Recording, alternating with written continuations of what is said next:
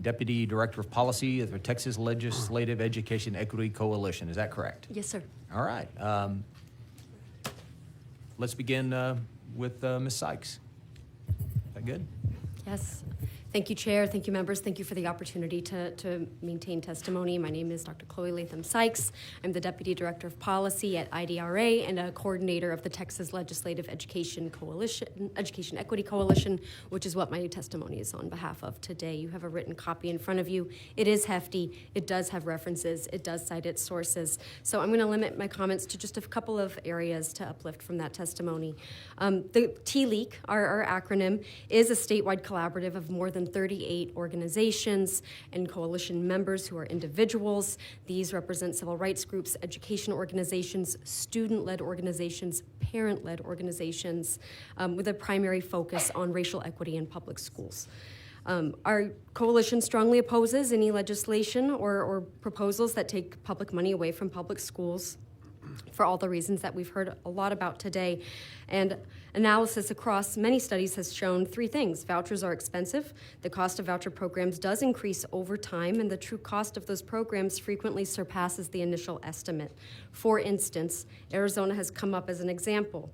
In that original legislation in Arizona, it was estimated that in the first fiscal year, it would be about $33.4 million, and double about each year for the next biennium or so. Instead, it ballooned to be more than 17 times the initial estimate in that first fiscal year alone. And so why is this important? It is one single program.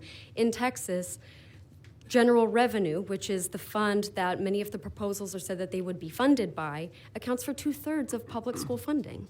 Of education funding. A strain on general revenue could present a lot of the similar strains we've seen in programs like in Arizona that have adopted recently universal voucher programs. Additionally, there was the question earlier from the panel about how does discrimination happen? Representative Hinojosa posed this question. And while there might not be a specific discrimination clause in an admission statement, for instance, in a private setting, it appears in codes of conduct. Students having to sign either a religious agreement or affiliation, if that is the affiliation of the school, discipline policies that might have a wide range of how students might be disciplined in that particular setting that would not be in the public setting, and not the transparency or public recourse. So this particularly affects students of diverse religious identities, students' gender identities, student sexuality, students with disabilities, students who speak other languages other than English in school and require bilingual education. So these are a few of the recommendations you have before you. We do urge that you put Texas kids first by investing in the school system that 90% of Texas schools attend, which is our public schools. That requires increasing the basic allotment, increasing targeted funding for bilingual and special education, keeping public money in public schools. And to the question about how much it costs, we would love to see a cost study commission to be able to figure that out and fund our schools at a true cost. Thank you. All right, thank you very much for your testimony. All right, Carl Jones. Yes, thank you. Chairman Buckley. Microphone, sorry. Okay, how's that? Yeah, thank you, Chairman Buckley, and everyone on the committee for letting us come and talk. I'm also a volunteer with the Grandparents for Public Schools. I had a written testimony, but I'm going to chunk it. I'm going to talk numbers. I'm a retired financial guy, so I wanted to offer Representative Hefner a number here. And I have a study that I have all the references for about public spending, public education spending in Texas. Texas K through 12 schools rank 42nd in the country in funding. Okay, what are those? How do you dissect those numbers? The national funding level per student is national average funding level per student is $17,280 per student. In Texas, that number is $13,460 per student. That's a deficit of about $3,820. How do you come up with a number to address the concern here about equity in public school funding? How many students do we have in public schools? 5 million ballpark, correct? 5.5. Take that and multiply it times your 3820, and you got about $2 billion. $2 billion. That's all it's going to take on a funding basis to be on parity with the rest of the schools, with the rest of the states in the country. So I wanted to go over that. And the thing that's really distressing is the $6,160, which is a public school basic allotment per student in the state of Texas. That number has been stagnant for 4 years. On an inflation-adjusted number, that number should be $7,498. So there's your answer. When you have 22% inflation over a 4-year period, that eats it up. That means it has to be replaced. And I wanted to make that point to continue on this conversation with funding. And that's all I wanted to say right now about that. And one final comment, All right, and I'll let you one more. make one little expression here. To me, vouchers comparing vouchers to public schools is like comparing a cruel dog owner with his dog. If you starve the dog, if you kick the dog, you can't blame the dog if he bites back. And that's what I think we're doing with public schools in Texas. Thank you. All right, thank you. Vance Ginn. Yes. Go ahead. Chairman Buckley, members of the committee, my name is Dr. Vance Ginn. I'm president of Ginn Economic Consulting. I'm a proud Texan, an economist, a husband, and father of 3. I grew up in a low-income, single-mother household in South Houston. I attended private, public, and home schools before becoming the first of my family to graduate from college, where I earned my doctorate in economics at Texas Tech University. I dedicated my career to calling to let people prosper, including more than a decade of working to understand and improve education, school finance, and other policies in Texas and nationwide. Today, I urge you to please consider Texas' critical need for universal education savings accounts. Despite historic increases in public education funding recently and over time, student performance in Texas is flat or declining. Our state needs to catch up, as many states have educational opportunities that are not available here. Economist Milton Friedman once said about improving education, quote, "The only solution is to break the monopoly, introduce competition, and give the customers alternatives," end quote. The time is now for Texas to follow this vision with a, quote, Texas approach, as Chairman Buckley has mentioned, for improved education, more pay for quality teachers, and a better economy. Here are the questions to consider during your deliberations. Number 1, why are students in Texas falling behind in education? Standardized test outcomes such as STAR and NAEP, though flawed as the ultimate accountability factor as parents, indicate that performance remains stagnant or worse over time. For example, only 24% of Texas 8th graders are proficient in math and 23% in reading, the lowest in decades.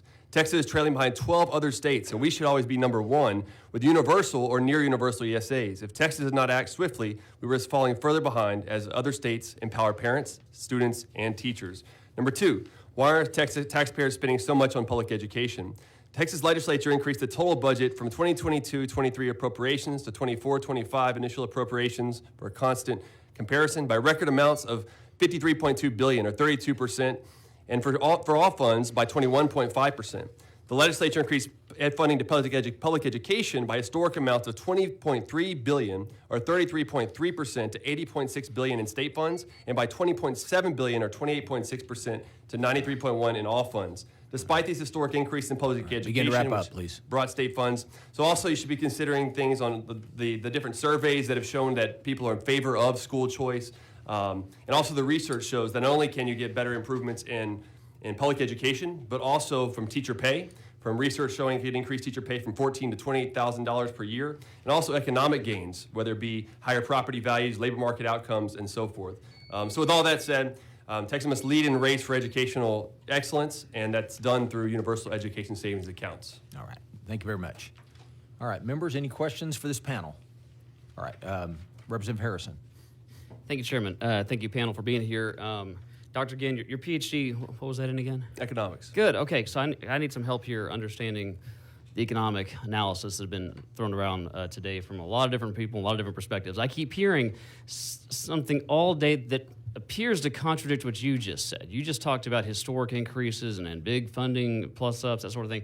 One of your co-panelists just used an analogy about us strangling or starving the dog, and I've heard all day long this contention that we have defunded public education, that we have underfunded public education in Texas, that we have held public education funding hostage, in exchange for or not letting parents have ESAs.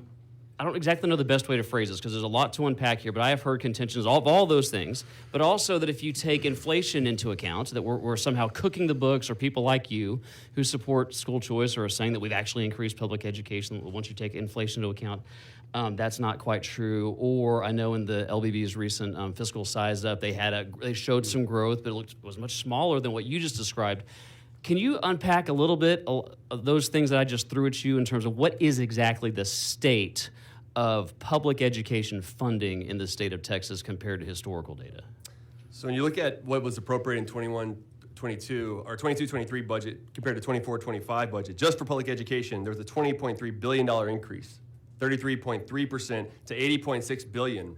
If you include all funds, it was an increase of $20.7 billion, or 28.6% increase to $93.1 billion. So there's a substantial increase just from the prior 2 years. So why does the LBB plus that? Why does it look not as great as you just said? Because I'm hearing lots of people saying, no, the LBB shows it was just a tiny increase, or maybe even with inflation a decrease. Why is there a delta? Are you comparing apples to apples here? There's two key reasons. One, it depends on which base year you're looking at, which they'll use some of these larger increases in 2019 and 2020 during the pandemic.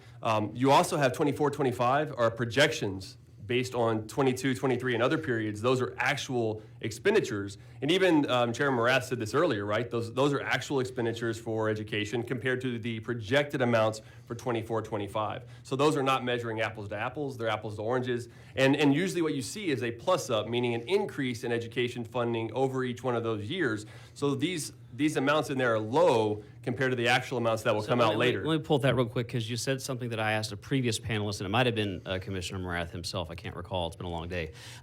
There are people saying that when you look out on the LBB data to 2025, if you take it in real dollars, so not nominal dollars, well, we might be looking at a decrease. Do you think that is the case, that those projections are correct? Or, do we know exactly how much we have spent or are going to spend for 24-25? We don't know how much we're spending yet, no.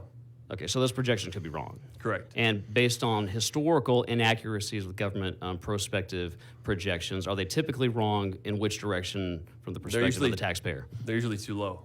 Too low, yeah. The actual amount comes up higher than those. And you can go through on the Texas PEM's website on financial reporting, look at actuals versus budgeted, and you'll see that they're always over what was budgeted. So do you agree with what's in the published TEA report, what Commissioner Morath testified to himself, that public education in the state of Texas has never been higher than it is at this very moment as you and I are sitting here talking to each other? Correct. Is that unambiguously true? It's true. Is there any argument to the contrary? No. We've never spent more than we're spending right now.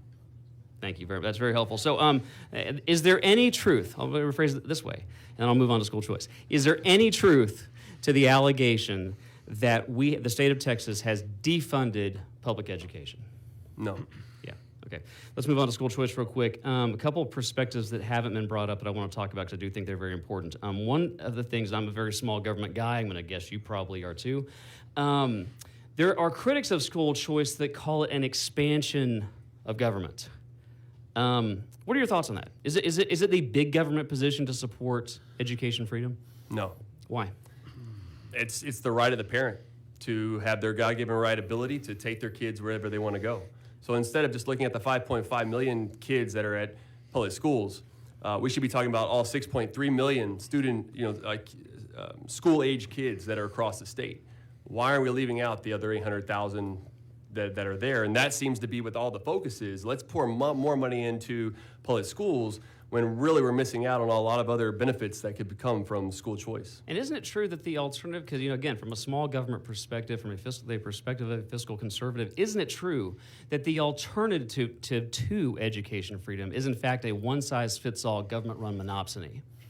Monopoly, yes. Yeah, monopoly or monopsony. Yeah. It depends on which market we're talking Purchasing about. or buying, right? Yeah. Okay, so that's correct, though, right? So if you're from a small government perspective, ESAs actually reduce the role of government in education. Correct. Okay. Yeah, I agree with that. Can you talk about the economic incentives of some of the provisions that were in last year's, and I'll be brief on this, I got a couple of these I want to hit through though, on these hold harmless provisions. Because one of the reasons that people like me support school choice is because I want competition to do in education what it's done everywhere else. I want it to increase quality and reduce prices. What are the economic or other impacts of hold harmless provisions that effectively pay ISDs more even when they're educating fewer students? So that has been in a couple of bills that have been in the past. I don't know if that'll be in a bill in the future, but it's to hold harmless those kids who are leaving. I was mentioned earlier that you leave a certain amount of the funding in the public school that they left, right?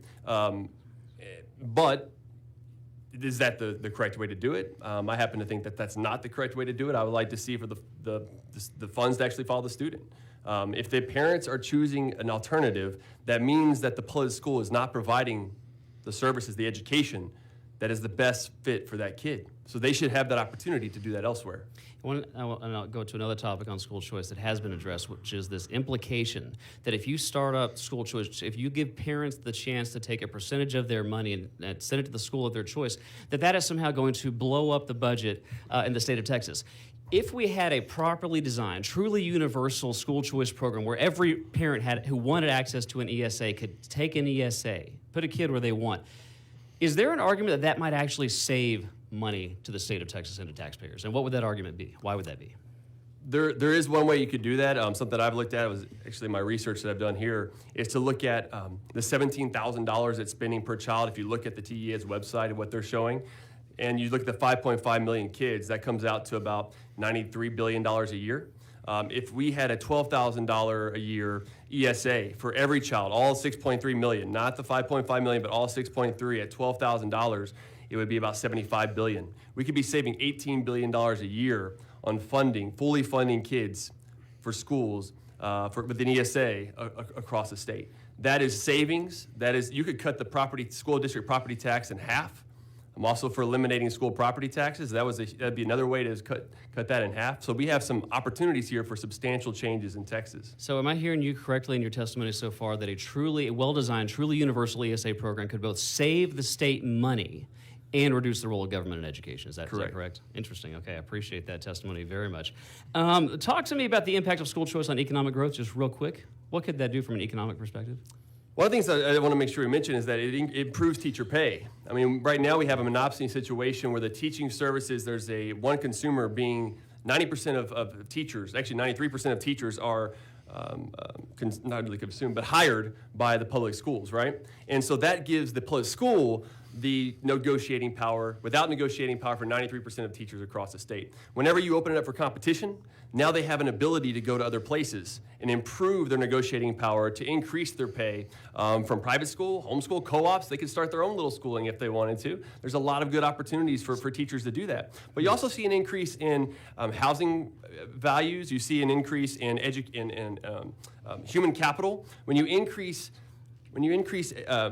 competition throughout the schooling system, usually you have a lot of research that shows that you have improvements in student outcomes and their ability to learn more over time. What that does is it increases the human capital, which allows for you to have more economic growth and prosperity for the future. So all of that brings about more economic growth from something like universal ESAs. So universal ESAs, in addition to empowering parents, increasing education outcomes for students, could also actually be very good, including financially and for salaries of teachers. Correct. Right, well, we got to focus on the teachers.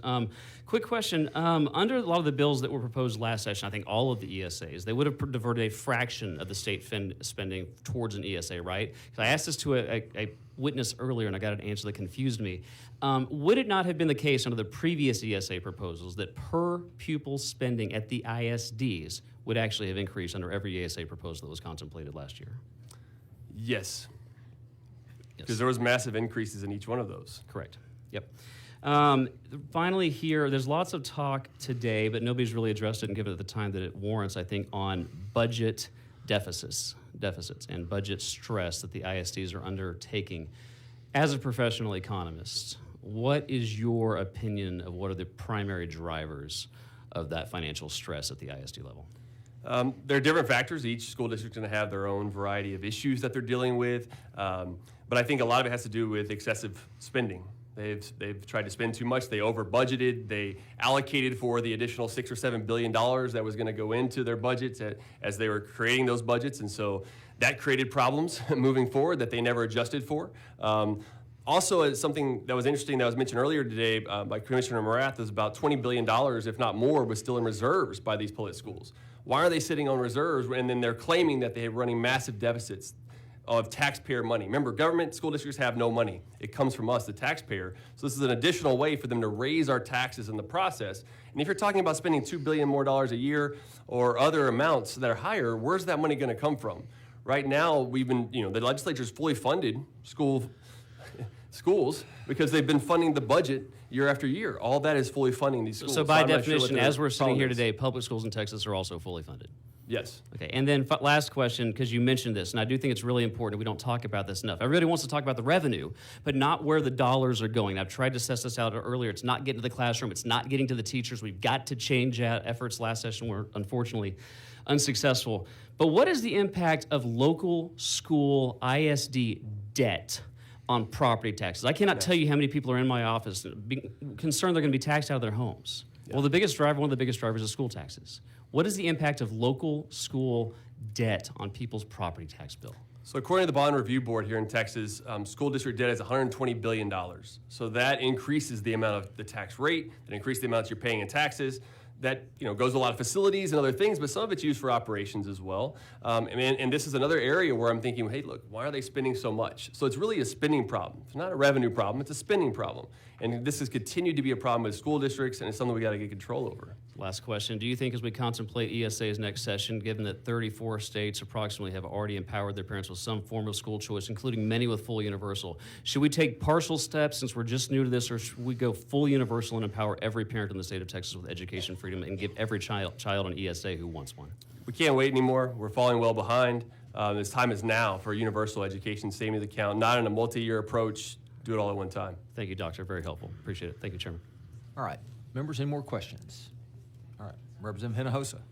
I just want to bring us back down to reality. There's never been a taxpayer-funded voucher program in the history of the United States of America in any state that has saved a state money.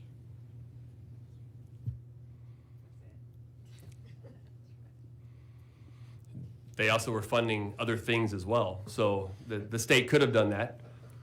They also haven't done the ideal form of ESAs, but and you mentioned earlier about Arizona. Arizona is running deficits because they're spending too much in other areas. It's not because of their school choice program, but it's interesting rhetoric.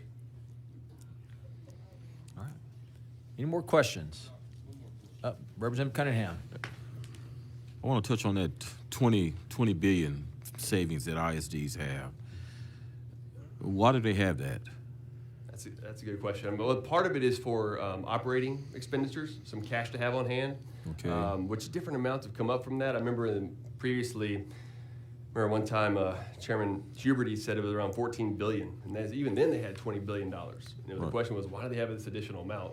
So part of that is from the operating expenses. I'm not sure about the rest. Well, if it's operating, then that's probably something that we have required them to do then, correct? Mm-hmm. Cash flow? Cash flow type? No. Okay, I just want to know. Yeah. Thank you. Brad, Yeah. Representative Allison. you're talking about the fund balance, correct? Yeah. That they're required to keep. Not the entire amount, though. Well, they're required to keep at least 3 months to 6 months operating expenses to Correct. protect employees and the operation of facilities. Yes. So it's not like some big flush fund that's just sitting there. But maybe There's a something to reason- look There's at. a reason for it. Yeah, maybe something to look at, though. Is that too long? Do we want $20 billion sitting on the sidelines? Well, probably we've got 1,200 school districts around the state. But if they're arguing that they're running massive deficits, why would we add more money to them when they have money on the sidelines? Because they can't use the fund balance, not the full But fund you balance. could change that. You could change the fund balance I don't amount. think that'd be very financially prudent to do so. All right. But Answer me this.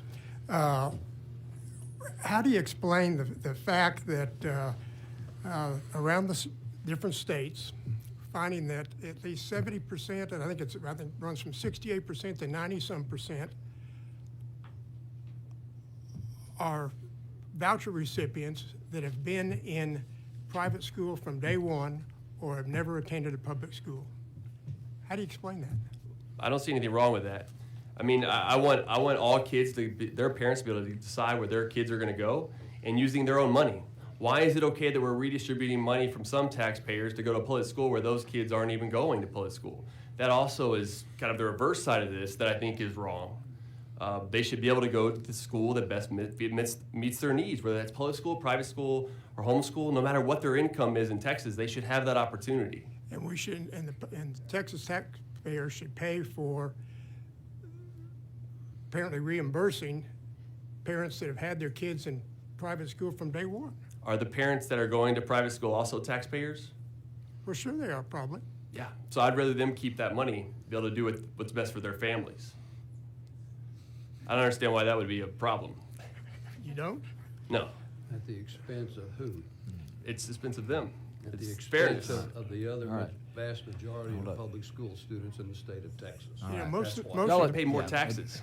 All right. most of the Rest programs members. as I've seen are a optional thing that triggers down. So it starts with those that are at a certain low financial level. If they don't take the voucher, it goes to the next level up. If they don't take it, goes to the next level up. That's why the ones that are ultimately receiving it are ones that have been in private school from day one or never been in a public school.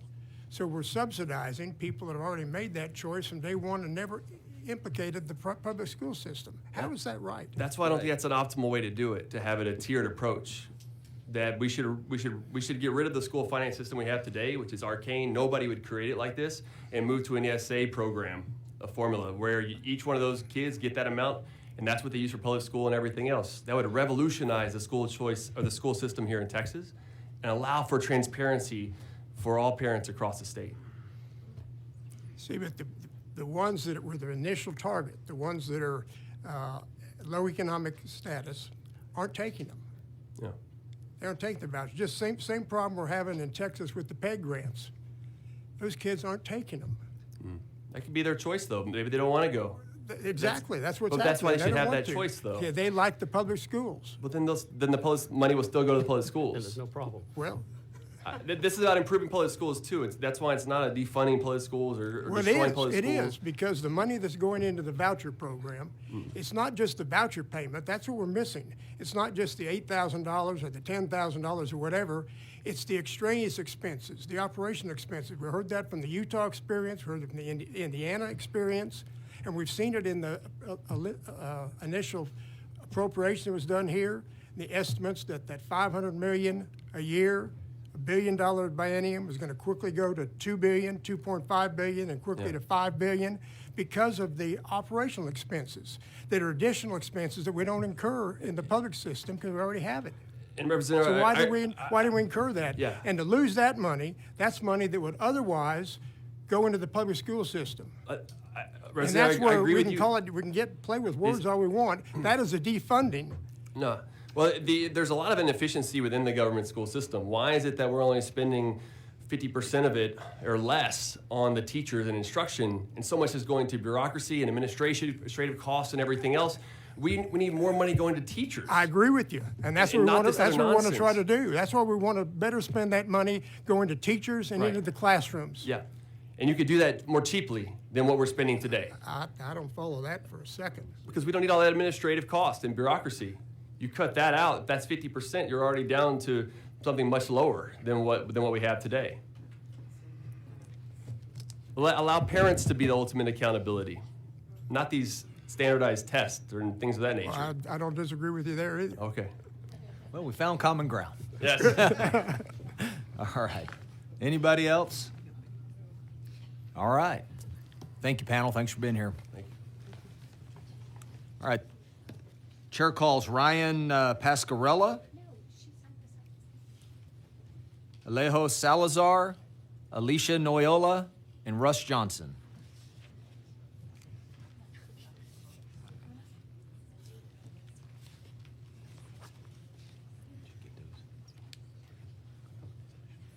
Okay.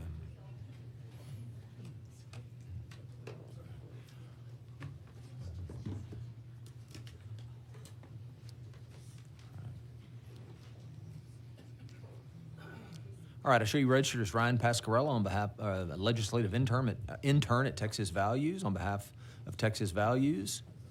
Is that correct? All right, I show you registered as Alejo Salazar, superintendent, Lazaro ISD, and yourself. And is that correct? Yes, and also as president of South Texas Association of Schools. Do we have to put that in there? Well, I didn't list it on there, but All I'm right. the president of South Okay. Texas Association of Schools. All right. All right. All right. Thank you. Welcome back. Show you registered as Alicia Noyola, South Texas Association of Schools. You'll be testifying. And Russ Johnson, trustee, Lorena ISD. You'll be testifying. All right. We'll start over here and work our way over. All right. All right. Ryan, To go the ahead. Honorable Chairman Brad Buckley, members of the House Committee on Public Education, my name is Ryan Pascarella, and I'm a legislative intern at Texas Values, testifying in favor of school choice through educational savings accounts.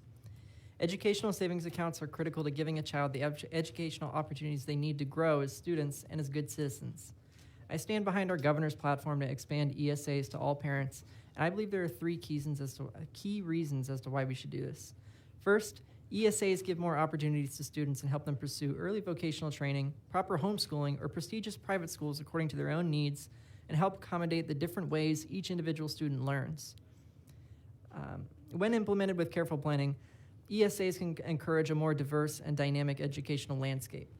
Secondly, ESAs reduce achievement gaps by helping low-income families that have access to education without social barriers, which is a further step towards helping those in need.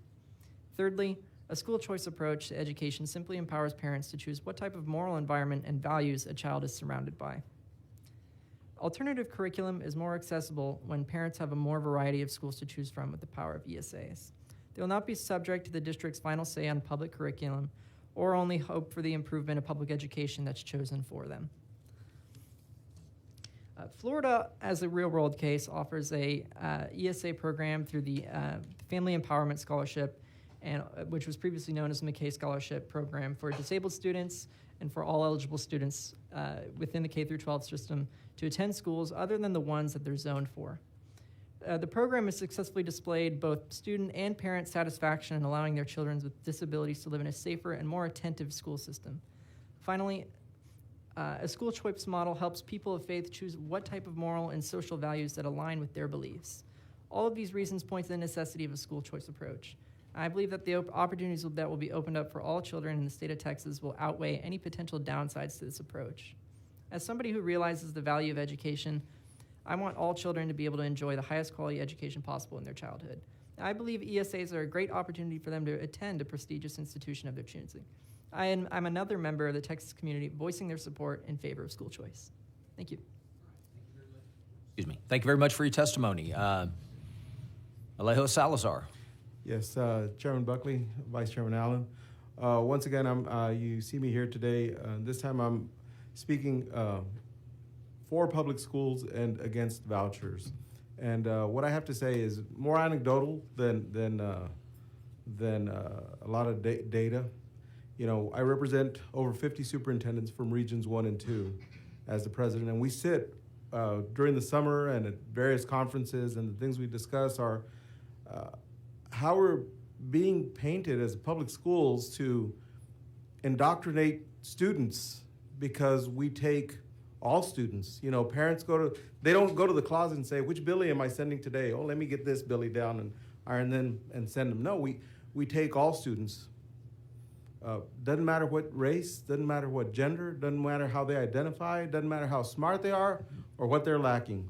We take them because they're zoned to us, and we do everything that we can on a daily basis to make them better, than from the day that they walked in.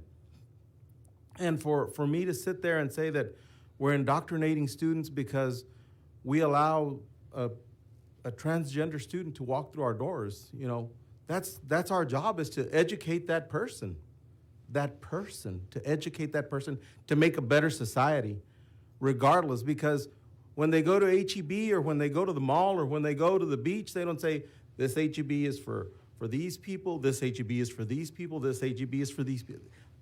They serve everybody. They sell to everybody, right? You go buy a car, they're not going to sell you a car based on your religion or based on what your beliefs are. If you need a car and you have the money, they're going to sell you a car. And that's the way public schools are. It doesn't matter what they believe. It doesn't matter what God they pray to, or if they choose not to pray to a God. It is our job to teach them how to read, how to write, and how to make them better people. And so I believe that the division that vouchers bring to the table is just that. It is a divisive approach to how we live our lives and how we live as a Texas society. All right, thank you very much. Ms. Noyola. Thank you, Chairman Buckley and members of the Public Education Committee for hanging in with us today. My name is Alicia Noyola, Executive Director of the South Texas Association of Schools, representing over 50 school districts in Region 1 and 2, serving over 400,000 students. We believe that part of your charge, like the charge of our school districts, is to maximize limited taxpayer dollars to produce the greatest academic outcomes for students. So it becomes critical that the decisions about the future of Texas education be based on objective data, especially when looking at broad-based programs like ESAs. Today we heard from invited testimony. They're really focused on how do you implement ESA programs, voucher programs, but there was very little discussion about the impact of these programs on our core business of student achievement. So after I did a cursory review of just what was the impact of programs out there that were providing ESAs or voucher programs. The Institute of Educational Sciences conducted a study on the Washington, D.C. voucher program and found that students using vouchers performed significantly worse in math and showed no significant difference in reading after 3 years compared to their public school peers. A study of the Louisiana Scholarship Program, which we did hear a little bit about today, by the Education Research Alliance for New Orleans showed that students using vouchers had significantly lower test scores in math, science, and social studies after 4 years than similar students in public schools, with the overall negative impact equivalent to losing several months of learning. In Milwaukee's Parental Choice Program, the University of Arkansas found no significant difference in high school graduation rates, college enrollment, or college graduation rates between voucher and public school students. Any modest academic gains seen early on disappeared over time. The Ohio Education Choice Scholarship Program, studied by the Fordham Institute, revealed that voucher students performed worse on state assessments in reading and math compared to public school peers, with these negative impacts persisting over multiple years. And while there are many more, lastly, begin to I'll wrap it cite, up. yes, sir, a study by the Program on Educational Policy and Governance at Harvard University, which found no overall impact on academic achievement for voucher recipients in Cleveland. Over the long term, there were no significant differences in test scores, high school graduation rates, or college enrollment between voucher students and public schools. We respectfully ask that before you get into discussions of implementation of vouchers, you ask the easy question of how are vouchers impacting our core business of student achievement. Then base your decision on that data, and we firmly feel that when that is done, we will find the need to reject any type of voucher program in Texas, and let's instead invest taxpayer funds on the 5.5 million students being educated in Texas public schools. Thank you. Thank you very much for your testimony. All right, Mr. Johnson. It's been a long day. So I've got a new buzzword, and I don't know how, it almost seems divine, but everywhere I'm going, I'm just saying context matters. You know, when I was running for re-election for the Lorena School Board, I would have people approach me and they're like, what do you think about school choice? And it's like, well, as just a slogan, it sounds great. We all want more choice in everything. Let's give, just universal choice in all that we do. But context matters. And quite frankly, I find it a little bit offensive when we're talking about, I'll speak just for Lorena, because we just adopted our second year in a row budget deficit. And when we talk about the $20 billion of extra money in public education, context matters. We're talking about that went to property tax offset, and that went to the $3 billion in additional student enrollment because people are flocking to Texas.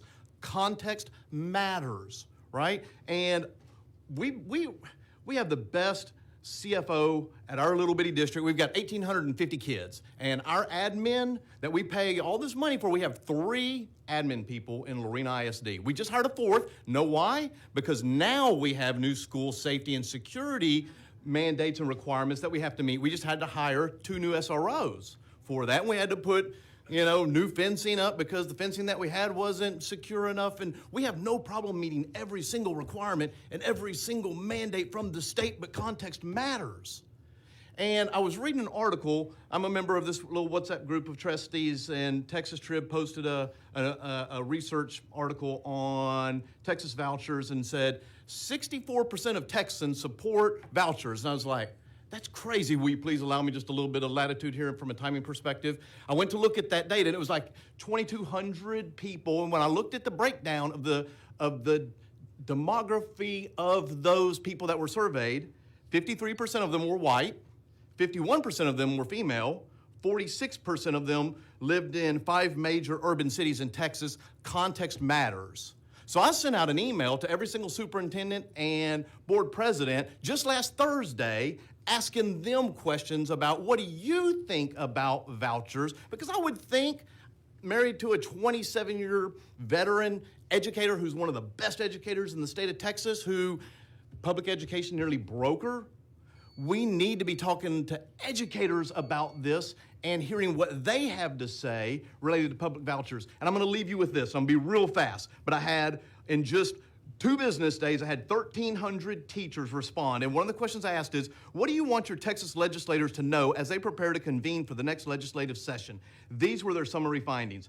Funding for public schools, increased funding for public schools, the importance of adjusting funding to account for inflation, ensuring that all schools are equitably resourced, opposition to vouchers, teacher compensation and support, benefits and professional development, accountability and testing, do away with or reevaluate how we do state testing, reevaluate accountability standards, equitable resources for all students, regardless of their background, as was mentioned earlier, community and family engagement, and listening to educators and local control. And these are all things that I think we would all want. And this is the Committee for Public Education, not the Committee for the Alternative to Public Education. So, I mean, it's time that we just All right, roll wrap up it up, our please. sleeves and say, if we want to You're have a way little over bucket of time. money for vouchers, let's do it. But why do we have to hold public education hostage to that? It's like we're at a political stalemate, and that's really what it feels like that it is. And if they have to go together, then I guess they have to go together, and we'll just have to work that out. But they don't have to go together. Let them stand separate and apart. Thank you for humoring me. We tried. All right, members, any questions? All right, thank you very much, panel.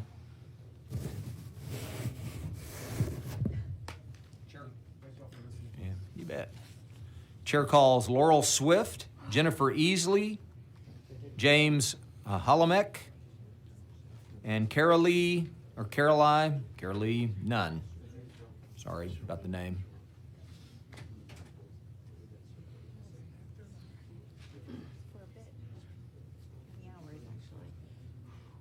All right. I think he left because he kind of testified on this last time. Okay, I have you registered as Laurel Swift, testifying on behalf of yourself. And I have you registered as Jennifer Easley. Whoa, where'd it go? There he goes. President of Texas PTA. Testifying on behalf of Texas PTA. And Carolee. Okay, that's what I thought. Carolee Nunn, founder and COO of Meridian World School. Testifying on behalf of Meridian World School and yourself. Is that correct? Okay, we'll begin with Ms. Swift. I had a bit of a speech written, but I'm going to shorten it up because everybody said everything that I kind of wanted to say. Except I think, first, thank you for letting us do this. I should have said that off the bat. My name is Laurel Jordan Swift, and I am a lifelong resident of House District 121. I raised 5 kids in public school. I was a product of public school. I scrounged up all the money I could find to move to the district that I thought would best serve them. That was Alamo Heights School District, and it was great. But it has become obvious. I have a 32-year-old down to a 21-year-old. And so there was a long period of education in that. And I've felt the squeeze on the school districts over that amount of time. And I know that our schools have been underfunded. I probably know 100 teachers because my kids have had a lot of teachers. And they're dedicated, hardworking people that are not respected by our government, and we need to be paying them more. That's number one. And the fact that we're here today to consider funding an alternative education system that would turn education, let's be honest, into a for-profit industry. I mean, we're paying for marketing for ACE. We're somehow going to pay for all. Shareholders are going to make money, and these are for-profit schools. They're not nonprofits, and so let's just be honest that we're going to turn education into a for-profit industry, while we continue to underfund our public schools. This is at best misguided, and it's disingenuous. So, we must do better, because free and accessible public education is not just a privilege, it's a right, and a well-educated population is the key to the future of Texas. Thanks. Thank you for your testimony. All right, Jennifer Easley. All right. Good evening, Chairman and members of the committee. My name is Jennifer Easley, and I have the honor of serving as the president of Texas PTA. We are the largest child advocacy association in Texas, representing over 450,000 members across more than 2,200 communities, all supported by more than 16,000 dedicated volunteers. Nothing is more fundamental to realizing every child's potential in the future of our state than strong public schools.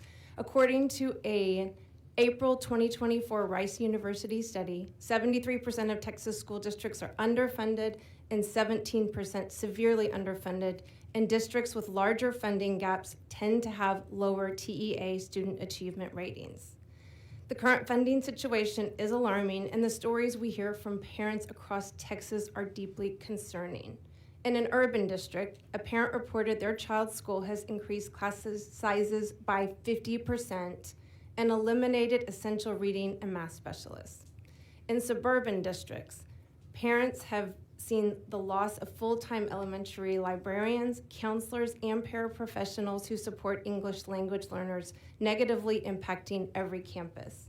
These cuts are not isolated. They're part of a larger statewide response that includes decreasing staff, modifying schedules, and closing schools, all of which diminish the quality of education and limits high-quality public schools. We oppose vouchers in any form, including ESAs, as they divert seemingly scarce public funds to private institutions. They lack accountability, and they ultimately deprive vulnerable populations of necessary resources. The funding increases proposed during the ADA session were inadequate, falling short of the $1,200 per student just to maintain 2019 levels. Linking public school funding to vouchers appears politically motivated, potentially starving public schools to drive students to private institutions. And while we entrust this is not their intent, the risk is real. We urge the legislator to fully fund public education before considering ESAs, ensuring that all 5.5 million public school children in Texas receive the quality education they deserve. Thank you for your time and your consideration. All right, thank you for your testimony. Carolee Nunn. Something different. So thank you all for being here for me to testify. My name is Carolee Nunn, and I'm the founder and CEO of Meridian World School located in Round Rock.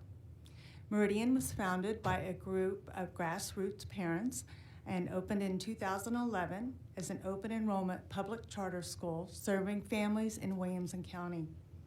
We're a longtime A-rated school serving just over 1,700 K-12 students with a wait list of over 2,600 students. When I think about how Meridian could increase opportunity, facilities are our biggest challenge. Our school is a creatively repurposed warehouse and office space. But this setup limits our ability, it limits our enrollment and comes with issues. Last fall, a hailstorm destroyed our roofs and knocked out all 34 of the skylights. Parents and staff pitched in to help clean up, and school was missed for only one day. As a public charter school, we rely solely on state funding. Unlike ISDs, we cannot call a bond vote. This past year, we received about $250,000 in facilities funding, but spent well over $1 million on facility expenses. Had to move M&O to cover the delta. Charter facilities funding has been capped at $60 million since 2017. The uncapped formula would provide about $900 per pupil versus the $140 that we got last year, enough to nearly close the funding gap between ISDs and charter and public charters. For Meridian, if I weren't repurposing M&O, we could use it to expand facilities and serve more students. All Texas students deserve the best, whether they attend a charter school or a traditional ISD. For Meridian and other public schools, we ask that the legislature consider updating the cap on our facilities funding. Thank you very much. All right. Thank you very much for your testimony. Members, any questions for this panel? Okay. Thank you all very much for being here. Chair calls Bryce Adams, Daniela Lopez Valdez, Jessica Garcia Tejeda, and Greta Alexander. All right.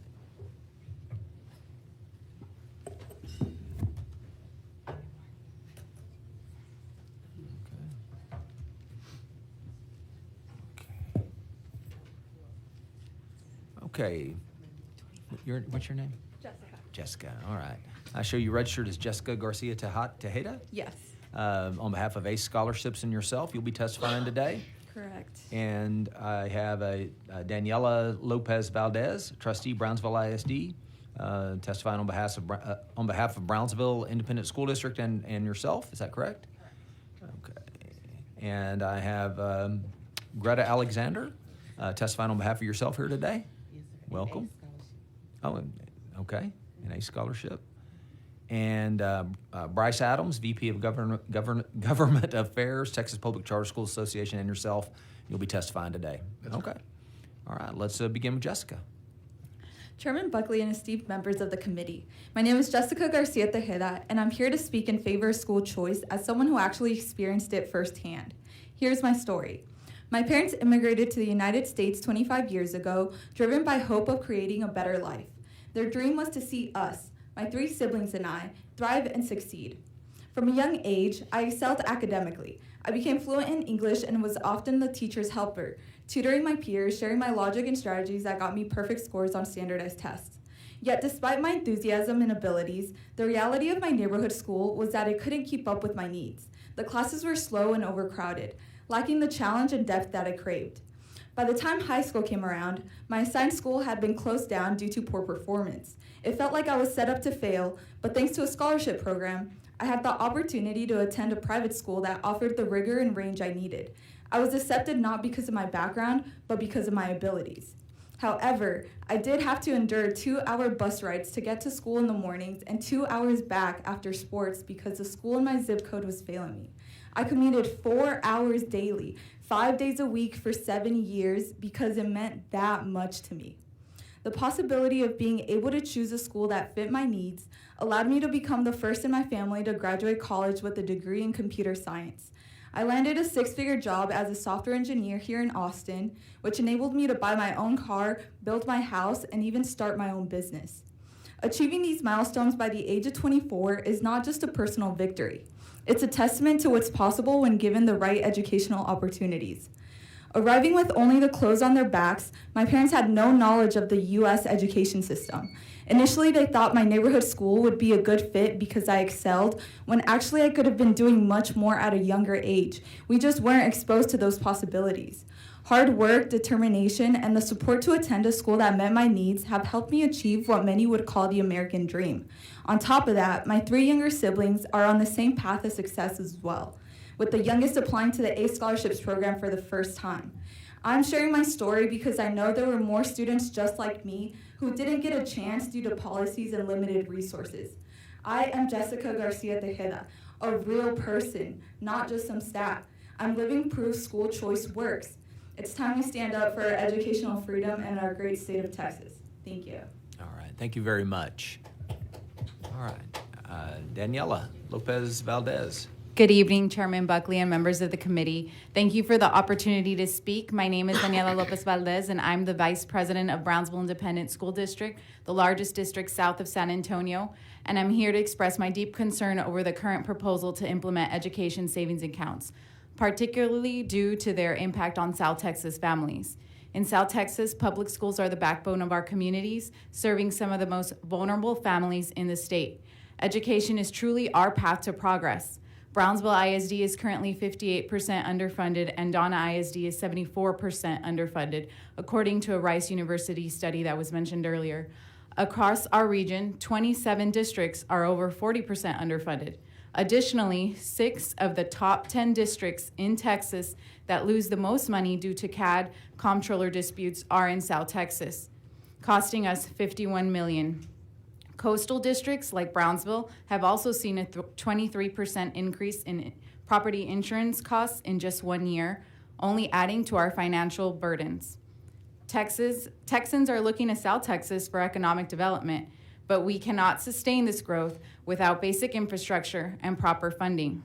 While we are grateful for our partnerships with these businesses, these relationships cannot replace the need for well-funded public education system.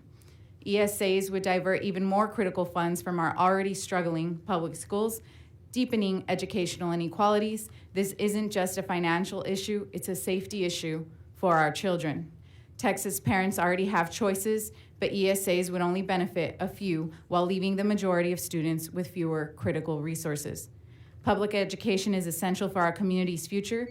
Weakening it undermines our entire region. I urge you to oppose ESAs and instead focus on strengthening our existing public schools to ensure that every child has access to a quality and safe education. Thank you.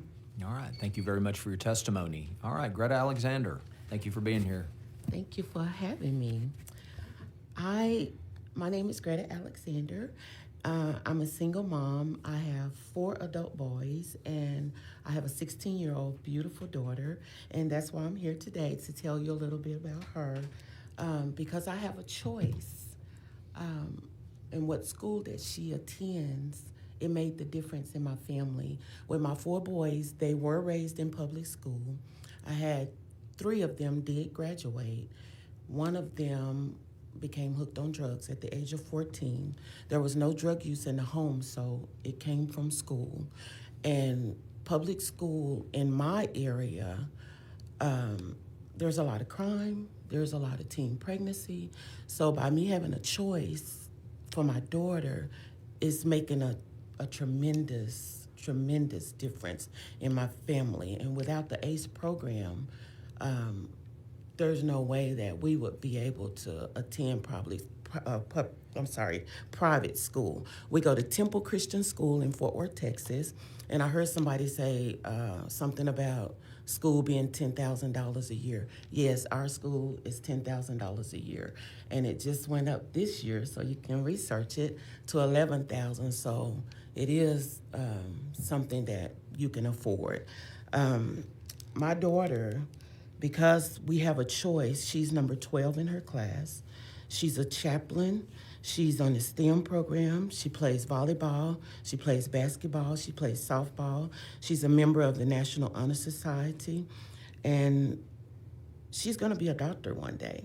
And so she's going to be able to give back to her community. And I'm sure I'm not the only parent in Texas that would love to have an opportunity to send their kid to a choice school, the one that they choose to send them to, because there's so much happening in public school that people don't realize is happening behind the scenes. And so this opportunity to have this voucher and this choice through the ACE program has made a tremendous difference in my family. So please pass this law for mothers like me. We need a choice. Thank you. All right, thank you very much for your testimony.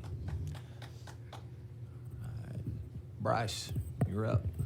Hey, thanks for going into overtime for us. I have a 4-year-old now, and we're choosing Austin ISD for pre-K, but I'm still here to talk about how public charter schools increase educational opportunities as a complement to ISDs and how we can do more. So about 420,000 students now attend public charter schools, about 8% of total enrollment, and these schools provide different opportunities like college prep, dropout recovery, CTE, classical education, residential treatment, and specific special needs like autism and dyslexia. Now here's the issue. According to TEA's Rider 59, that's the report on public education funding transparency, which we're providing right now, public charter schools receive nearly $1,300 less per ADA than traditional public schools. The gap's growing. So last year around this time when we were talking about it, it was $300 less per ADA than it is now. So to Representative Hefner's point that he made earlier, what is the number? I don't have a number for you, and we don't want to be a group that's always asking for more, but we do have to ask for the same. And so when I'm thinking about a number, our number is just closing the gap with other public schools. So public charter schools are different because they don't levy property taxes and they don't hold bond elections. They don't receive certain facilities allotments. So in 2017, the legislature met and set a funding formula for facilities, but also capped it at $60 million and hasn't updated it since 2017. With increasing student enrollment in more qualifying schools, the fixed pie is now being divided into smaller and smaller slices. So per pupil facilities funding's dropped from $220 to $157 today. Adjusted for inflation, that's just $73 in buying power. Decrease means that they have to look elsewhere to M&O, which means that they're competing with other priorities like teachers and teacher pay. We appreciate that last session, this committee voted Representative Dutton's bill out on an 8-2 bipartisan vote to increase facilities funding. Facilities funding was also in House Bill 1, but because those didn't become law, this is still a live issue for us, and we just appreciate you, continuing to turn your attention to it. Thank you. Thank you very much. Members, any questions? Can I just poke real brief? I know it's getting late. I appreciate your patience, and it's been a long day. So in Brownsville, I appreciate everything you said, and I know the differences that y'all are making in kids' lives down there. But if we funded our public schools to a level where we could get our teachers paid and overcome the inflationary environment and reform some of the much needed reforms that we've tried to do in terms of accountability and assessments and inflationary adjuster on a basic allotment, all these things. Is it, as someone, if you sit there between two people that have been impacted by an opportunity to really change their lives, is that something that you think that you could support as a trustee? I've been a trustee. I understand it's kind of a team that you're on. It's a team of 8. Is that something you could support? I think I don't mean to put you on the spot, but that's why we're here, right? Put people on the I spot. appreciate the question. I appreciate you mentioning that. I think it's really important, when you said about accountability, ultimately, if all schools were accountable the same way, like, for example, we're required to have teachers who are certified, right? If all teachers were certified, then all kids would have the opportunity. I'm really grateful that Brownsville ISD continues to perform no matter when the goalpost is moved, whether it's in the middle of the year. We still continue to provide that quality education, even with less. However, we are the largest employer, and we do have, we make sure that we have 5,000, close to 6,000 jobs. So I think ultimately, if we could fully make sure to address the current funding issues, because this is just part of it, right? We're really proud of the economic development that is coming to our community. However, we need to make sure that our kids can fill those jobs. And currently, we do have those opportunities with our CTE programs. But if we continue to not adequately fund based off of inflation, we wouldn't be able to sustain this because of the vast amount of 400,000 kids that Region 1 particularly does have. So I think there is ways that we can address it. I think there's different opportunities that we can take to make the system better, but ultimately in South Texas, we are the largest employer and the place of refuge for most kids. And I think that we continue to perform well no matter what the strains are put on our system. Yeah, so even under the circumstances you're in now, y'all are still have great teachers and kids are doing We well. do because of other sources, right? Thankfully we applied for the teacher incentive allotment, and 810 of our teachers were able to qualify because we do have the best our teachers are amazing. I have to say that, and it is because of the teachers that we are able to continue to do this, right? We do have 6,000 special ed kids in our district. So because we have 6,000 special ed kids, we use $4 million, close to $5 million out of our own budget to be able to sustain this. And a lot of schools actually come to Brownsville ISD to model our special ed program. But in order for us to continue that, we need to be able to fund that as well. I'm the budget committee chair, so I'm sorry. I deal with these issues all the time, so I'm very familiar with the financial strains that we're facing. Fortunately, we had to consolidate 3 schools in one of the most area of need in southmost areas because we can't keep the lights on in that district anymore. And this is, our teachers are amazing because they're gonna be able to sustain the kids that we currently have in that area, and they're amazing. I mean, if you go into these schools, the 3K people, I know we talk a lot about literacy, but at pre-K 3, she was teacher of the year, and these kids in the southmost area are reading. So if we need to make sure that we continue to provide these opportunities. I appreciate that. So Jessica, obviously you've had, you're 24? Yes. Holy wow, you're on the fast track with what you've accomplished. That's impressive. I know obviously the ACE scholarship was important to you. Where do you think you would be without that opportunity? I know that's a hard question, Dad, but where would you be? I would definitely say that my life would have been completely different. So I was privileged to go to a really well-rounded school overall. So for middle school and high school, I was able to go to a private school. This school was really far from my neighborhood because the neighborhood that I lived in is very under-resourced. High crime, there's still high crime rates, foreclosure rates, it's still a bad neighborhood. And just any school nearby would not have provided any of the opportunities that I did get by going to the schools that I did. I was able to just be involved in a lot of different things that my public school would have never been able to offer, such as robotics, volleyball, soccer, entrepreneurship clubs, a lot of AP classes. And I do understand that there are public schools that do provide these resources, but I've also been lucky enough to be able to go to France and fully immerse myself in the culture because I was studying French. I went to Tanzania, and these were all just opportunities that I got with the schools, and the scholarships that I got helped me pretty much pay for these opportunities, and it wasn't a financial burden for my parents. But regardless, I still feel that because education was such a high priority for my family, if I had not been granted the opportunity with ACE, then I would have still tried to go to college regardless.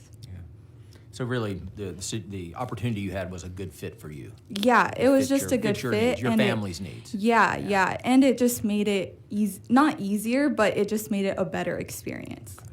All right, thank you very much. And Greta, may I call you Greta? Yes, you may.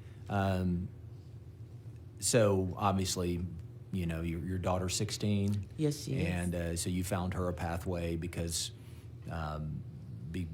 you've made that decision. You've evaluated her opportunities and options, and as a mom, you've decided that's the way she wants to go. Tell me about her education experience now. You mentioned what she was all involved in, and what's she going to do in the future?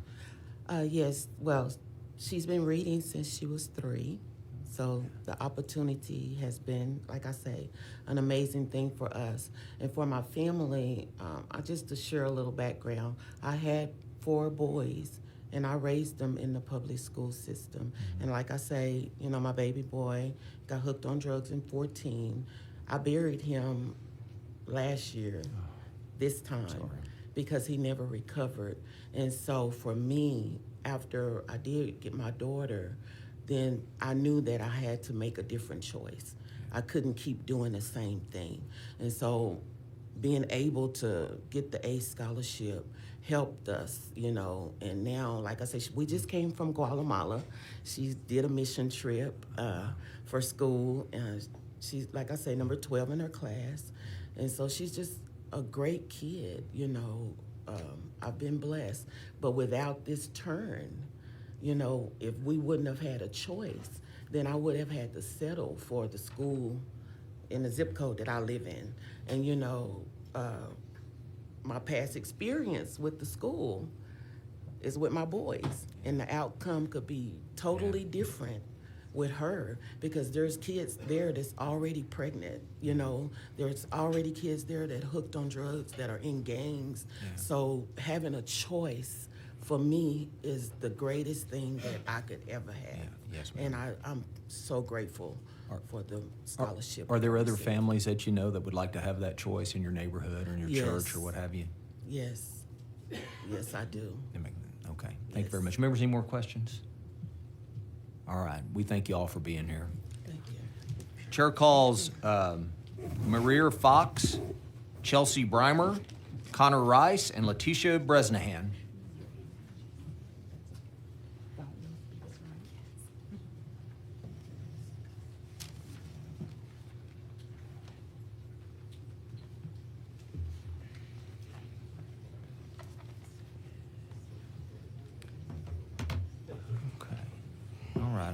I have you, I don't know anybody by faith. I'm just going to call them out. I have you registered as Dr. Is it Maria? Mary. Mary. Mary. Mm-hmm. Okay, thank you. Sorry about that. It's Dr. Mary Fox, testifying on behalf of yourself.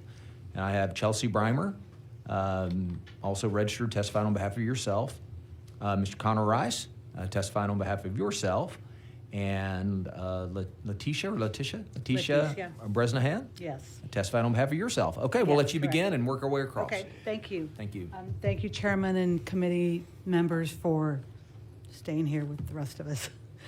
My name is Letitia Bresnahan. I am a 40-year resident of San Antonio and Bexar County.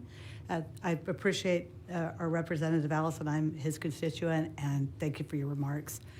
During my tenure as a board member for the Northeast Independent School District from 2008 to 2016, where I served as trustee, vice president, and president, I witnessed firsthand the profound impact of public education on our community. Today, I'm here to express my strong support for public education by investing in our schools, which create educational opportunities for the more than 5 million Texas school children.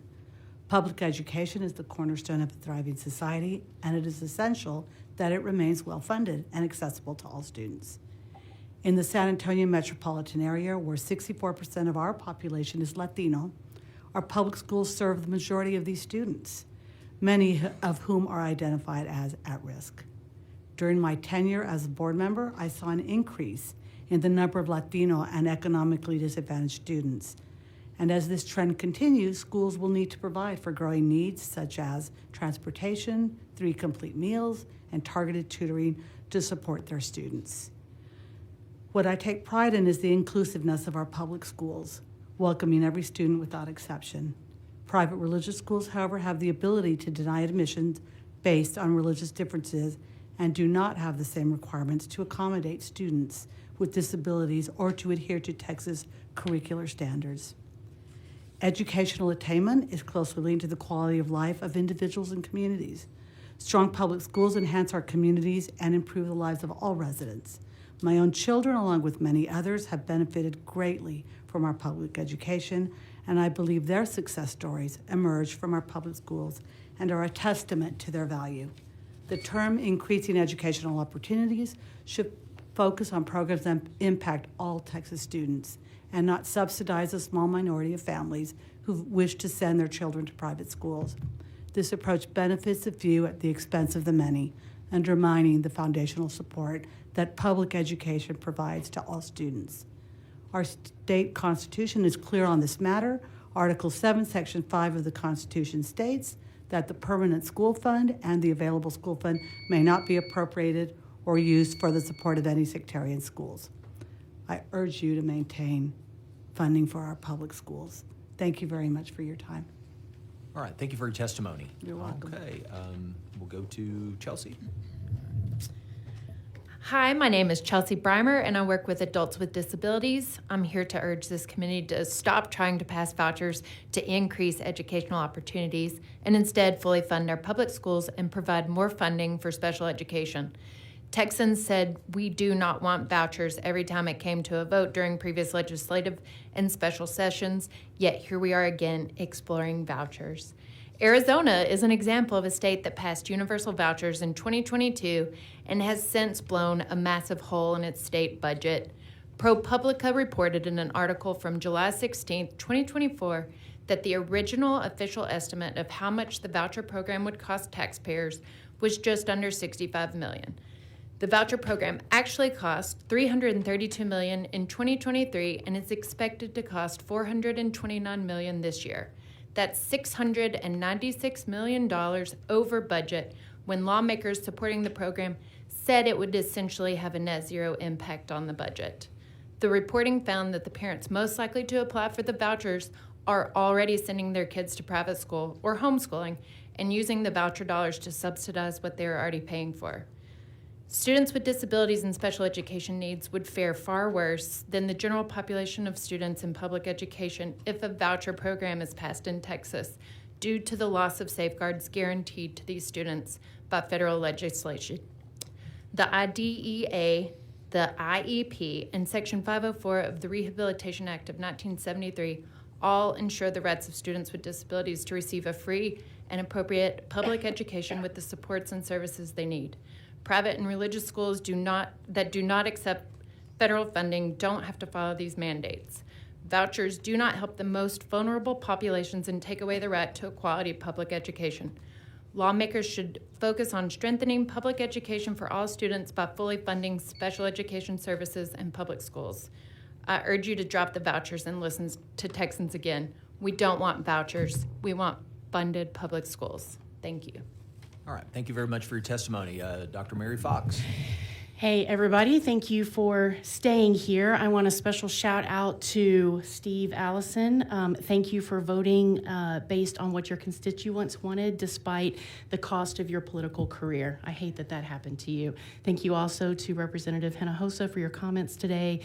Certainly a champion for public education. My name is Dr. Mary Fox. I'm a retired school principal, spent 31 years in education, 20 of those as a principal. During my tenure as a principal, my campuses were rated exemplary or A under the two different variations of the school accountability system. I am passionate about public education. I believe that it is the way out for many, many kids. I don't know the funding system. Mike Morath today said there are 5 people, and I doubt there are even that many, that understand public funding, and 4 of them work for him. I certainly am not one of them. So to give you a number, Congress or Representative Hefner, or to talk about the business side of education, Representative Harrison, I cannot. What I can do is tell you what school looks like or what it looked like when I was there. I worked as a middle school teacher and then had the honor of going to elementary school. Good Lord, we'll never do that again. And then finished out my career as a middle school principal. I am also, and for the effort of transparency, running for the Texas Senate this November, though after experiencing this today, I am rethinking that decision. So some of the things that jumped out to me today are this. You know, of course, I wrote stuff, and every time I would hear somebody, I'd rewrite it. I've got a notebook full of testimony back there, none of which I don't think will make a difference, because all of you sitting up there already know how you're going to vote on this and how you are going to give this to your colleagues and talk about this manner. But what I know is this: parents already have a choice. That's the point of the charter schools. They already have a choice. And I don't understand why we are talking about giving public money, my taxpayer money, your taxpayer money, to private organizations where there is no accountability. I cannot think of another, and maybe I am wrong, but I cannot think of another system or group or whatever that receives public money that has no accountability. I can't think of one. And if there is one, please educate me. So, and one point that I wanted to make, totally kind of off topic, but there was a question about why people leave school. Good Lord. I've had parents leave my school because they didn't like the pickup system. I've had parents leave my school because I called them out about not bringing their kid to school. And they got mad and they left. And they homeschooled. And then they showed up the next year and that kid was way far behind because, of course, they didn't homeschool. So when we talk about failing public schools, I am offended by that. Unless you are in schools, unless you are watching teachers, unless you are seeing what's happening with our kids, stop talking about it. And if you want to know what's happening, then go and look. Thank you. All right. Thank you very much for your testimony. Yes. Good evening. My name is Connor Rice. I'm here today as a young Texan, a byproduct of Texas Public Schools and a Texas Public University. We've grown up, young people, in Texas public schools. We've seen firsthand the impact of underfunding to our public schools. Texas currently ranks around 43rd in the nation for school funding, and our public schools are struggling to keep up. For example, in my home school district of Corpus Christi ISD, and yes, I drove 4 hours to be here this morning, we are implementing vouchers could strip nearly $25 million from my home district. And just this last summer, we passed a $20 million deficit budget. Our schools are stretched thin, and vouchers would siphon millions, making it harder for us to get the education that young people deserve. Our generation deserves a fair shot, but that won't happen if our schools are starved. Vouchers risk leaving many of my peers behind. Private schools don't have to follow the Individuals with Disabilities Act or Americans with Disabilities Act, leaving students with disabilities without the protections that they need and they deserve. And in Florida, we've seen a 313% increase in voucher program funding, coupled with a 12% decrease in per pupil spending for public education. If that's not clear evidence of a plan to dismantle public education, I don't know what is. But instead of diverting our funds, let's use our state surplus to give our teachers the pay raises that they deserve and fully fund our public schools. Today, I think of my high school theater director and my speech and debate coach, Ms. Brashears, who this morning started her 24th year in public education. And I think of my best friend, her daughter, Linnea, who also started her first day of teaching in public education today at the same high school that we graduated from in 2020. So they both deserve fully funded public schools and competitive pay because they're the ones who are going to shape this next generation and the leaders and change makers. And to Representative Hefner and Representative Harrison, we need $4,000 more just to bring us up to the national average. And like Texans don't like to lose in football, let's not lose in funding, and let's up it because the state with the highest funding is up to $29,000 per student per funding. So as young Texans, we can't afford to leave our peers behind. Vouchers undermine public education, and our generation is the future of Texas. We are pro-public education voters of tomorrow, and we do deserve better. All right, thank you. Members, any questions for this panel? All right. Thank you very much. Thank you. Thank you.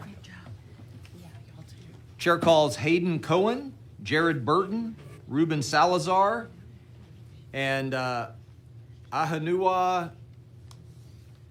Ali Opinion. I'm sorry. Okay. All right. Okay, I have you registered as Hayden Cohen, testifying on behalf of students engaged in advancing Texas. And I have you registered as Jared Burton, testifying on behalf of yourself. I have you registered as Ruben Salazar, testifying on behalf of yourself. And I have, I'm sorry, name which, I'm sorry. Ahanua Ali Opinion. Yes. Ahanua Ali Opinion. Thank you very much. And I have you registered, testifying on behalf of yourself as well. All right, we'll begin. Awesome. Well, good evening. It was good morning. My name is Hayden. I'm a Houston ISD graduate and current college student and State Policy Director of Students Engaged in Advancing Texas, a movement of students demonstrating our voice to enact policy with students' rights and well-being at the forefront. I'm here to address the serious concerns surrounding school voucher programs, or ESAs.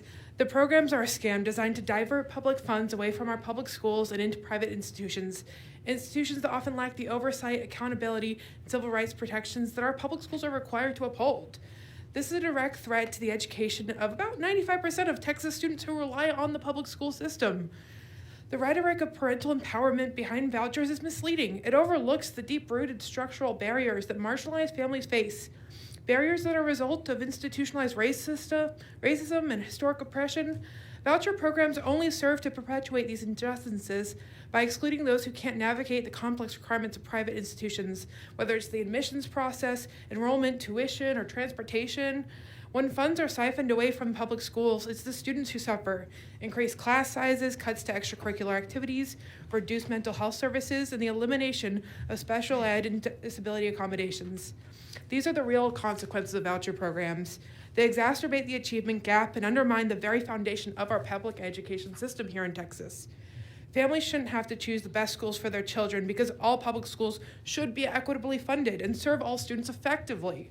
To achieve this, we need more investment in our public schools, not divestment through vouchers. Thank you so much. All right. Thank you very much for your testimony. Jared? All right. I'll let you go. Okay. Good evening, Chairman Buckley and members of the committee. I come to you today as a high school student and from Katy ISD and a primary stakeholder in what is being discussed in this room today. It's no secret that Texas has the second most K-12 students in the country, yet ranks 43rd in funding. Each public school receives a base rate of about $6,160 per enrolled student, a number which has not increased in the past 5 years, but I'm sure you already know all the numbers. As a student advocate who has visited many districts in my area, there are two words that have seemingly followed me everywhere I go. That is budget deficit. Some big, some small, but nevertheless, it has had a grip on every district that I've been to. For example, a lack of sufficient funding in Cy-Fair ISD, the third largest district in the state, has led to the amount of librarians being cut in half, stripping many children of an extremely valuable resource, and private school vouchers will only make it worse. Moreover, private schools are not federally funded and therefore are not subject to the same federal laws in the same way public schools are. Students with disabilities will suffer due to minimal compliance with the ADA. Female students may face lesser opportunities due to minimal compliance with the Title IX. Religious private schools will very easily get away with mistreating their students and promoting harmful beliefs. Those in support of vouchers say it gives parents the choice for their child when public school is not working out. But by that logic, it makes no sense to refuse to increase public school funding to help fix some of those very problems driving families away in the first place. Vouchers are not a solution to underfunded public schools. They're an excuse to not fix them. Our education is being compromised, and what are we doing? We're sitting in this room since 9 a.m. Debating about diverting money that could go towards public education to families to give to private schools who may not even be legally obligated or willing to support their specific needs. Governor Abbott has refused to consider increasing public education funds until vouchers were passed, and there are some on this committee who are in agreement with his actions. I ask that you look at me, that you look at your students. You are holding our futures hostage. Thank you for your time. All right, thank you very much for your testimony. Ruben Salazar. Well, good evening, committee members. My name is Ruben Salazar. I'm a community organizer and public servant from Houston, Texas, and a senior at the University of Houston downtown. And I'm here today to give my opinion on a pressing issue that threatens the very foundation of our public education system, and that is the proposed implementation of education savings accounts here in Texas. While proponents argue that this system offers parents more choices for their children's education, the reality is that it could have devastating effects on our public schools and ultimately the future of our state of Texas. At its core, education savings account divert public funds away from our public schools to subsidize private education. This means the taxpayer dollars, which are meant to improve public schools, will instead be used to cover tuition for private institutions. The siphoning of resources will disproportionately affect rural and low-income communities such as my community of East Aldine, where public schools are often the only option. With less funding, our public schools will struggle to maintain essential programs, pay qualified teachers, and provide the quality education that every child deserves. Moreover, private schools are not held to the same standards as public schools, and that's a fact.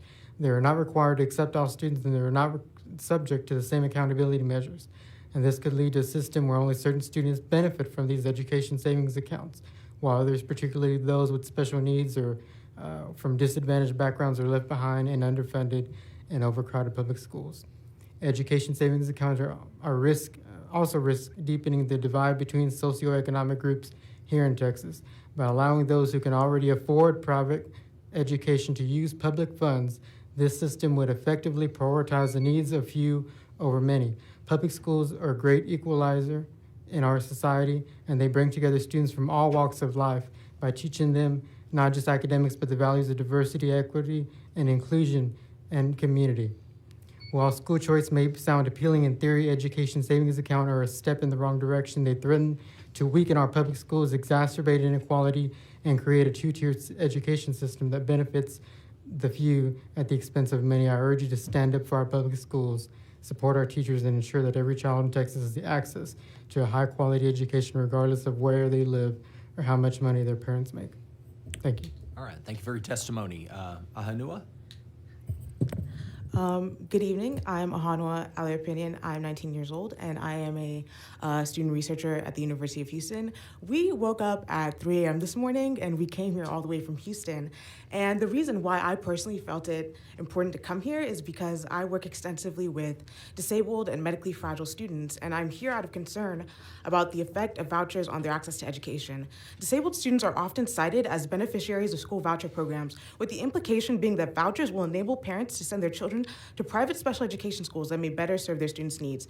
This is an obfuscation of the truth. There are fewer than 70 such schools in our entire state, and the vast majority are concentrated in metropolitan areas. This leaves families in rural regions with few, if any, viable options. The median county in Texas is 58.63 miles away from the nearest private special education school. For families, this distance is a significant barrier that makes private education unattainable. Even when most families can find a private school within reach, these schools are often prohibitively expensive. Most of these institutions charge between $20,000 and $42,000 a year. The highest I've seen is $52,000 in 1 year. I have yet to find a single private special education school whose tuition and fees would be fully covered by the previously rejected $8,000 voucher. This leaves families with an enormous financial burden. Moreover, and most importantly, these schools are highly selective. Many of them exclude students with intellectual disabilities, severe autism, high support needs, or a history of emotional and behavioral issues. I have literally seen some schools that have an IQ test requirement for disabled students to gain admission.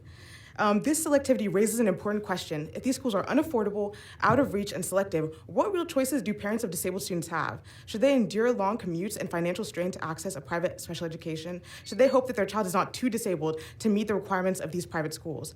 The reality is that for many families, the choice is an illusion. Voucher systems, as we've seen in other states, do not address the fundamental issues facing students with disabilities. Instead, it risks deepening disparities that already exist. I implore you to think of the families who are counting on you to make decisions that will truly benefit all students in Texas. Thank you. All right, thank you very much for your testimony. Members, any questions for this panel?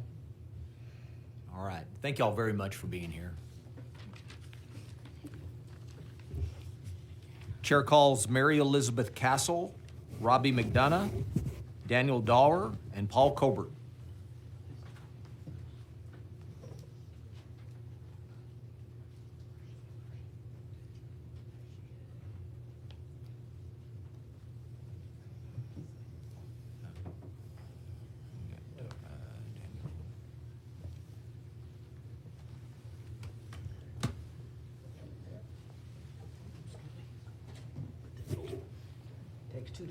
Okay. Sir, what's your name? Robbie McDonough. You're Robbie, okay, because we're missing one. All right. I show you registered as Mary Elizabeth Castle, Director of Government Relations, testifying on behalf of Texas Values Action. Is that correct? That's correct. Okay. I show you registered as Robbie McDonough, testifying on behalf of yourself. Is that correct? That's correct. Okay. And I show you registered as Paul Colbert, testifying on behalf of yourself. That's correct. Okay, let's begin. We'll start over here with Mary Elizabeth Castle. All right, good evening, Chair. My name is Mary Elizabeth Castle. I'm Director of Government Relations for Texas Values Action. And I'm going to repeat a lot of the same things that we've been repeating the past few sessions, but the basic message being that we need to diversify education options and make them available to all students. This includes traditional public schools, charter schools, homeschools, and even other opportunities for parents to increase opportunities for their kids, whether that's using the money for tutoring or other educational programs. At this point, we're at 33 states that have school choice programs, and Texas, for many reasons, should follow. A lot of our bills have been very clear about not having strings attached and allowing for religious liberty, and this would be the model that we would go forward in the next session as far as how the bill will look in the future. But we continue to have personal stories at our organization of many parents who come to us with different ideas about why they want school choice.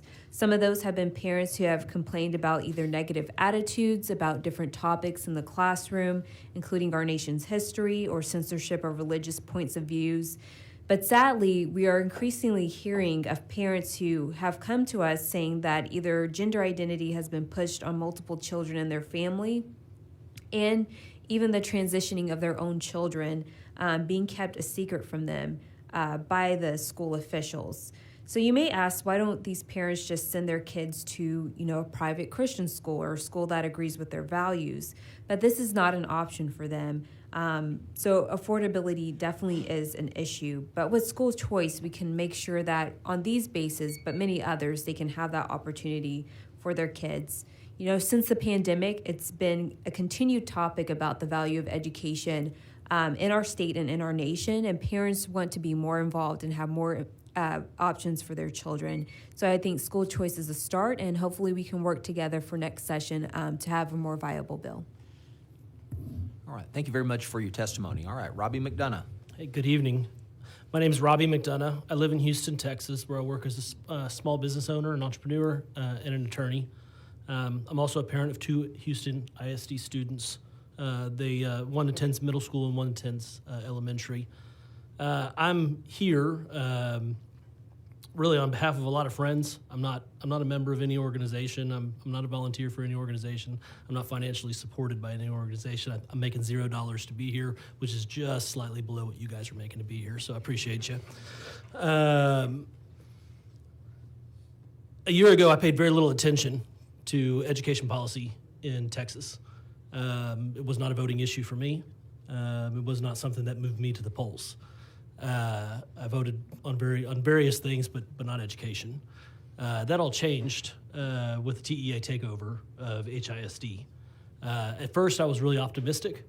I was hoping that we were going to see some changes that could, really improve the district, that would get rid of some of the bureaucratic junk that was there, and that we could, have a better district. I got to say, I've been largely disappointed and proven wrong by a lot of friends. I have had a conversion, and I tell you all that, one, and just to give you all a little bit, some numbers were thrown out earlier today about what's going on down there. 4,700 teachers turned over this last year, over 11,000 teachers, 4,700. Of that, about half are not certified, so keep that in mind for tomorrow. And then what I think is actually even more critical is 154 principals changed leadership roles. Most of those were forced out of the district, but 154 of our 270 schools received leadership changes this year in 1 year. Massive turnover and disruption. So I'm not happy about that. It's really made me focus on our schools and on what's going on with vouchers. I'm going to say I don't have enough time, but I wish I had more, but they don't make economic sense. If you put vouchers out there, for a school charging $40,000 a year is now going to charge $50,000 a year, because why not? If a parent's willing to pay $40,000, they're going to be willing to pay $50,000 if they got $10,000 extra in their pocket.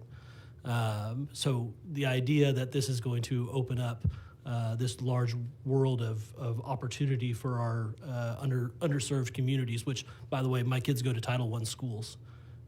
My kids succeed in those schools because I make sure they succeed in those schools. So if you want to make a difference, stop focusing on beating up on teachers and principals and start focusing on how you can make parents' lives better so that they can focus on their kids. All right. Thank you for your testimony. All right. The Honorable Paul Colbert. Formerly honorable. As they told me a long time ago, once a senator, always a senator. Once a House member, who? Thank you, Mr. Chairman and members, and thank you for your patience for waiting around for all this. There's a lot of stuff I'd like to talk about in response to a bunch of the issues that have been raised here. They're not relevant to the particular question at hand, and what I would, before I get into the school choice issue, I'd just like to say I think it would be very, very valuable for you to have a workshop of your committee where we could sit down and go through the actual numbers, because most of the numbers you've heard today are, I think the technical term would be bull feathers. They're just wrong. I've got them right here. I can walk you through all those numbers, but it's way too late for that. You have way too few members of the committee and of the audience and here to hear it. They ought to hear it when you've got more of your people here and we could go through the actual numbers. And again, as background, this is my 51st year of doing this. I was the budget chair of education for 8 years. While I was, of the 12 years I was in the House, before I was the budget chair of education, I actually wrote the basis of the school finance system. We still use the weighted pupil system. I literally hand wrote it. And before that, I would spent 5 years as research director of Senate Ed. So let me just talk real quickly about the school choice issue. And we'll start with Representative Harrison's bill from last session and graft onto that the statement that he made today that he thinks that every kid ought to have an educational savings account, okay?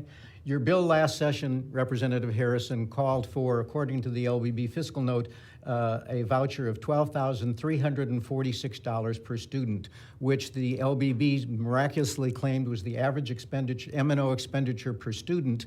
At the time, I looked it up, and 94% of kids in the state of Texas were actually in school districts that received less than $12,346 per student for M&O from a combination of their state and local funding. I could walk you through how they did the math and came up with that number.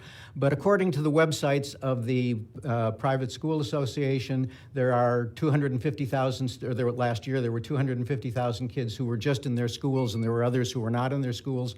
There, according to the Homeschool Coalition, there were 750,000 kids who were being homeschooled. Add those two together, you get roughly 1 million kids. We'll just stick with that number for the easy math of it, okay? If you gave 1 million kids the $12,346 voucher that was in your bill last session, Representative Harrison, you'd be talking just a shade under $25 billion per biennium in money that we are currently spending on students for whom we are currently not spending a single dollar, okay?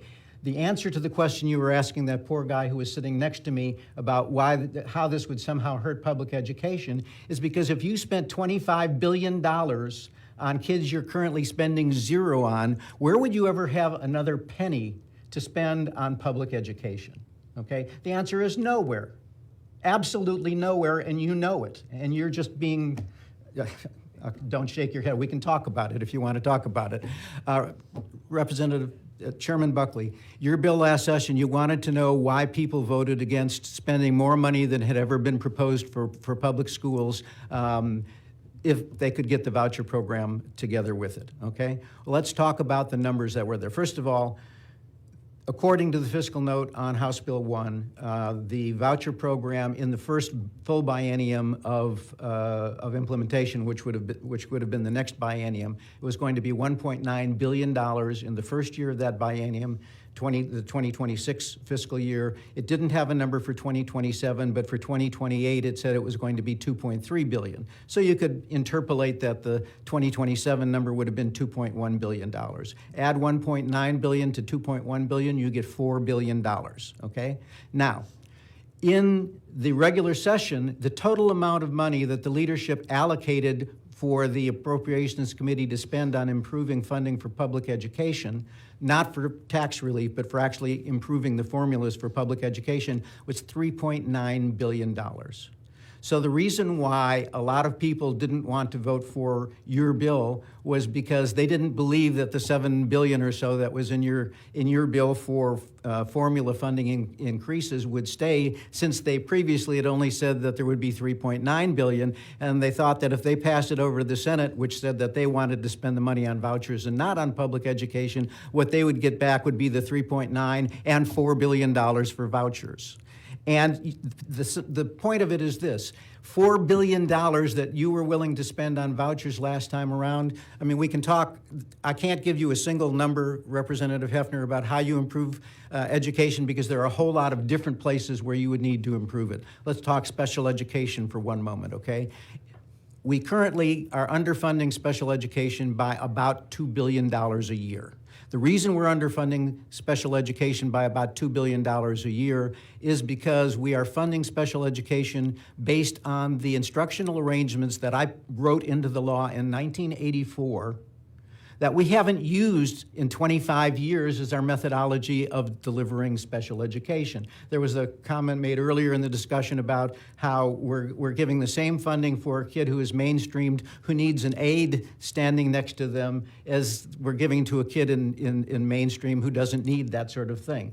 We have to change the structure of funding, which you did propose within your legislation, Representative Buckley, but you can't just change the structure and leave it at the underfunded level that old structure produced, okay? So you would need that $4 billion to get the $2 billion per year that you're short in funding just special education.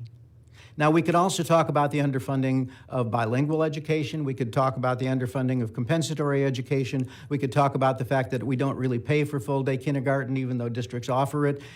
Pre-kindergarten, I mean, even though districts offer it and have to do so out of local dollars. There's a whole lot of things you could spend that $4 billion on and get educational improvements. But we don't, again, that's not the topic of this today. All I will tell you is that if you were to pass this voucher program, the governor has said, I mean, you know personally that when you had a more limited version during the regular session, you didn't offer the bill because he said he'd veto it because it was too limited. So whatever limitations you put on the bill this next time around, they're temporary.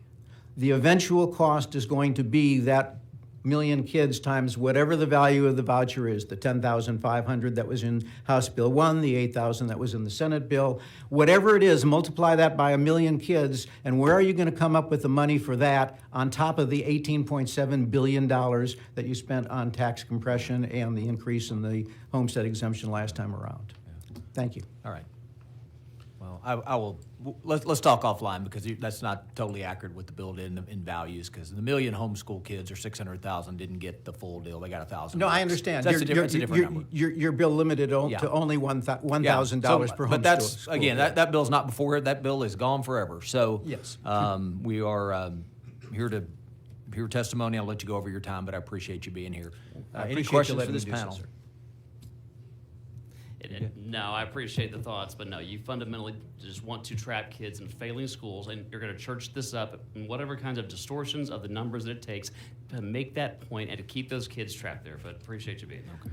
I will be glad to go over the numbers with you. They are taken directly from the TEA summaries of finance. Mr. Chairman, may I have 10 more seconds? I missed a go ahead. I missed a point. Yeah. It's just a request, and that is that what I didn't see on the agenda for today and tomorrow, and what I'd like to see in a future agenda is a revisit to Chapter 39A on the accountability standards, because what's happening in Houston, the lack of local control is an abomination. You're talking about the A through F system? I'm sorry? Chapter 39? I'm talking about the takeover system. Yeah. Oh, takeover. Okay. All right. Any other questions? All right. Thank you for your testimony. Thank you.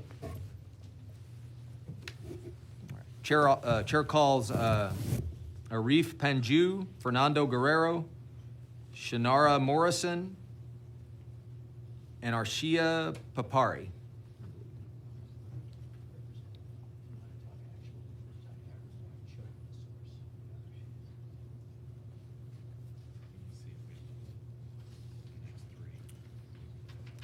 Okay. Looks like we're dwindling here a little bit. How about Jeannie Lehman Lopez? Lori Solis? Rachel Abel? All right. I filled up all the seats.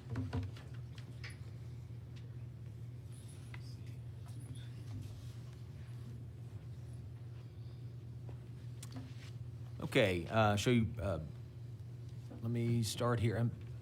I can't. Lori. Your name? Laurie Solis. Oh, we got the wrong. You Yeah, said you're gonna have to Solis. change my This is screen here. Jeannie. I'm Jeannie. Jeannie. My name's Arshia Papari. Okay.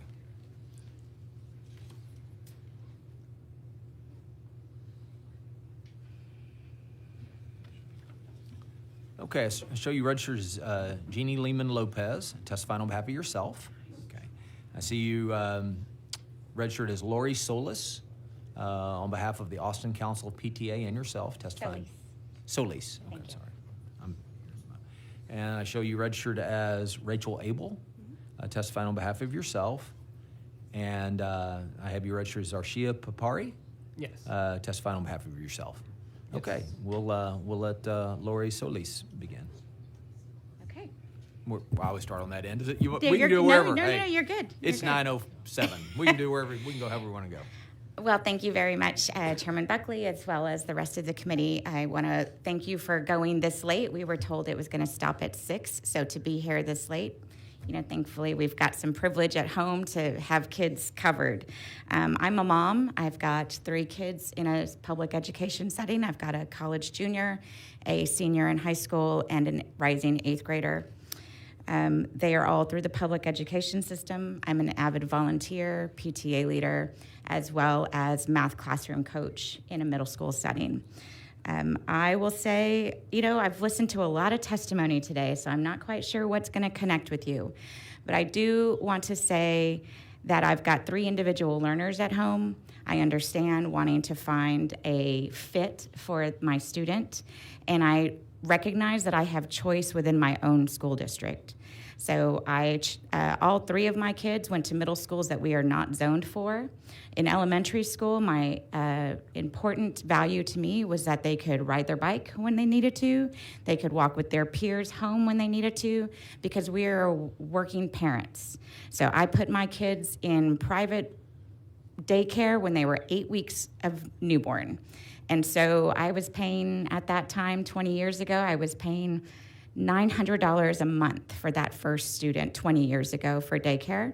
When my 3rd child came, I was paying $1,200 a month for that newborn. So I was super excited to put my kids in public school to get that money back. In middle school, their needs were different. We chose different middle schools for them, and I had that choice to find a community school within my district. The average private school in Austin, the average tuition for a private school is $13,773.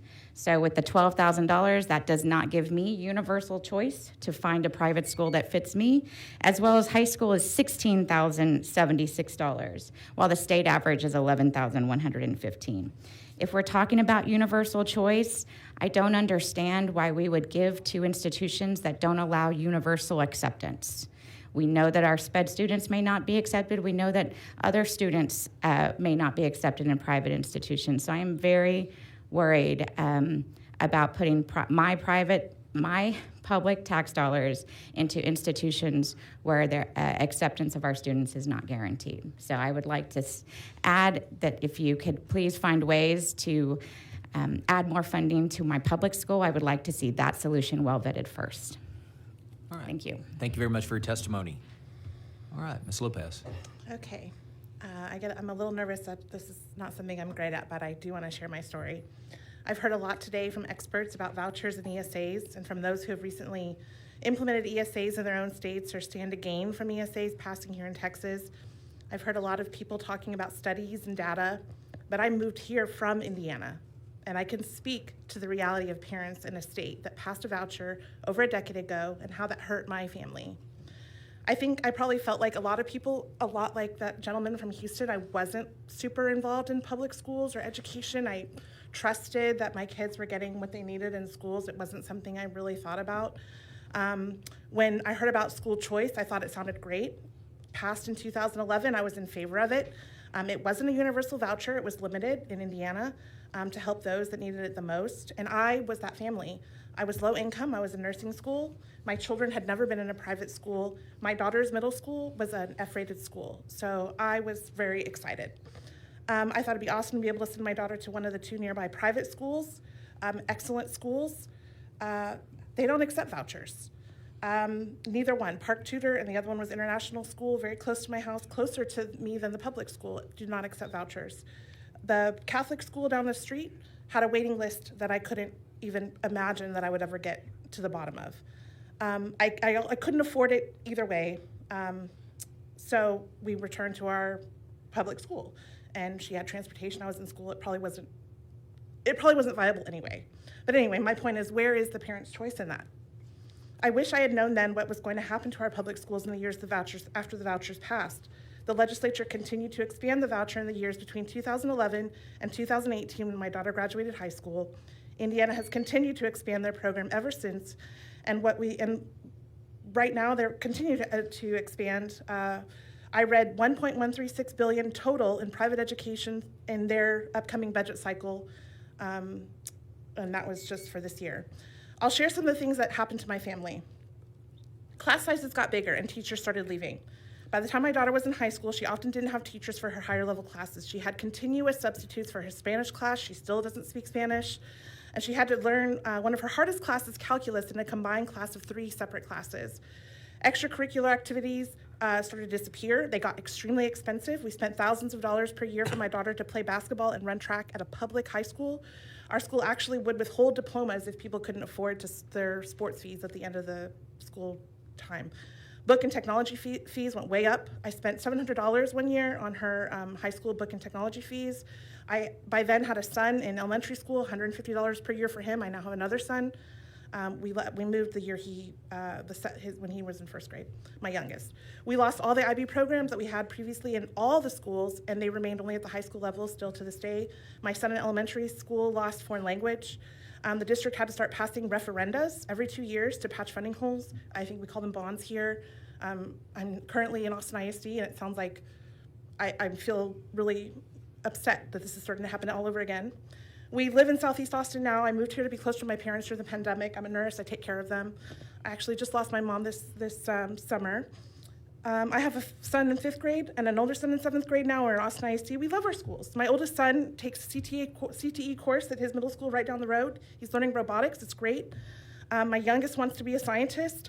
My oldest wants to join the military, be an engineer. I don't want my youngest to lose the ability to take these kinds of classes when he gets to middle school due to these strained budgets. I don't want either of my sons to lose the ability to play in a band or lose their librarians or have to spend thousands to play sports. I don't think I could even afford it with 2 boys now. Please care about my kids. Please care about the kids in Texas and public schools. They will be hurt by ESAs. They will be. If you don't listen, there will be many Texas parents like me who've been through it and are going to be furious and will get active. I would never have been active prior to all this stuff happening to my daughter. I just hope that you guys can do better for my sons. Thank you. All right. Thank you very much for your testimony. Ashari Papari. Thank you so much. Good evening, Chair Buckley and members of the committee. My name is Arshia Papati, and I'm a sophomore at the University of Texas at Austin. And as a public school educated Texan, I'm here today to express my deep concerns about the proposed voucher program and its impact on students with disabilities. For decades, public education in Texas has been a cornerstone of opportunity, ensuring that every child, regardless of background or ability, has access to a quality education. However, the introduction of a school voucher system threatens to undermine this foundational principle by diverting essential resources away from public schools and into private institutions that are not held to the same standard of accountability. Supporters of voucher programs often claim that they provide parents with more choices, especially for students with disabilities. But the reality is far from ideal. In states like Arizona, which you've heard about, where vouchers have been widely implemented, we've seen that the wealthiest families disproportionately benefit, while students with disabilities are left with fewer options.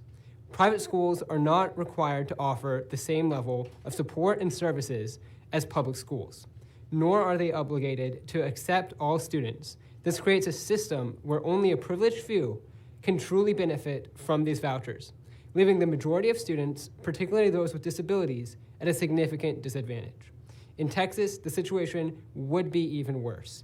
Currently, only a small number of private schools in our state provide specialized services for students with disabilities, And most of these, as you've heard, are located in urban areas, in metropolitan areas. For families in rural communities, the options are even more limited, if they exist at all. Moreover, the high cost of private education, which can reach past $40,000 a year, puts these schools out of reach for most families, even with a voucher which has been proposed by this chamber. The fact is, public schools are already facing a funding crisis. Texas ranks 43rd in the nation for per student funding, and our teachers are underpaid by an average of $7,500 compared to the peers nationally. Introducing a voucher system will only exacerbate these problems, leading to a larger class size, lower teacher pay, and worse outcomes for the 96% of students which rely on public schools in Texas. We cannot afford to experiment with the education of the most vulnerable students. Instead of diverting funds away from public schools, we should be investing in them, ensuring that they have the resources necessary to serve all students, especially those with disabilities. Thank you for your time and consideration, and I urge you to reject the voucher system and focus on strengthening our public schools for the benefit of every Texas child. Thank you. All right. Thank you for your testimony. Rachel Abel.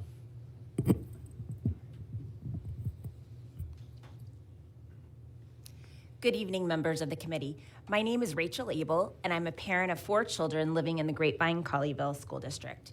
I'm here today because I'm deeply concerned about the potential impact of school vouchers on our public schools. As a parent, I've witnessed firsthand how essential our public schools are to the fabric of our community.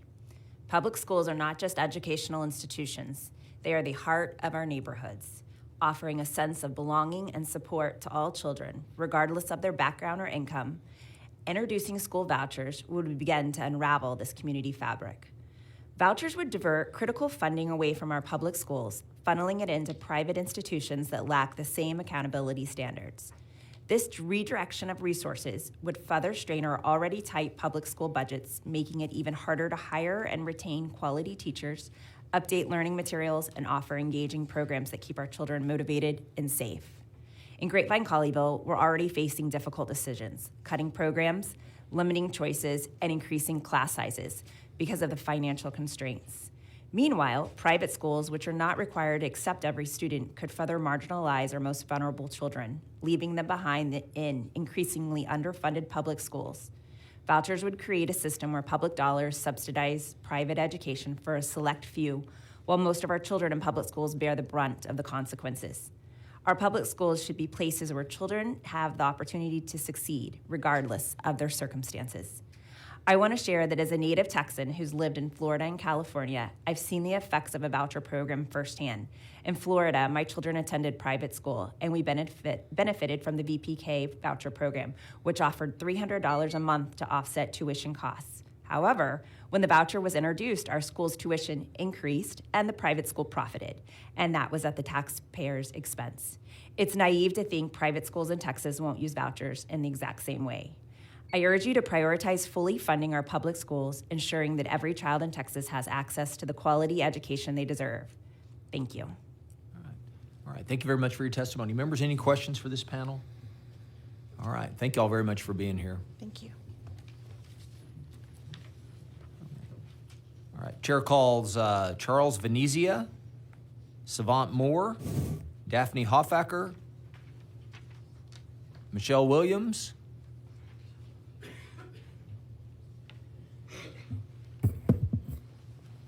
and let me see, we're Jaime Puente. I don't think I've overlaid it here. All right. So, who? Savant Moore. Savant Moore. Okay. And you're Daphne. I remember you from regular session. And you're Jaime Puente. Okay. Yes, sir. All right. I think we got it. Charles Venezia. Let me make sure I didn't miss anybody. Surely not. Okay. All right. I'll show you registered as Savant Moore, trustee.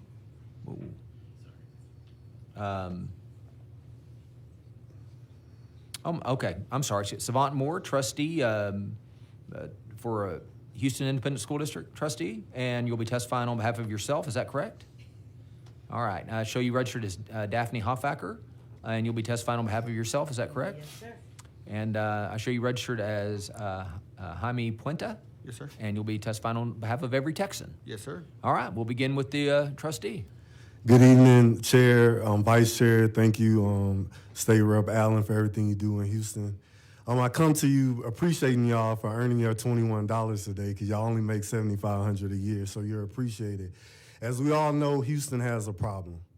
And currently, our school district is taking over. Right now, they're offering a $4.4 billion bond, and they want to close 15 black and brown schools in my district.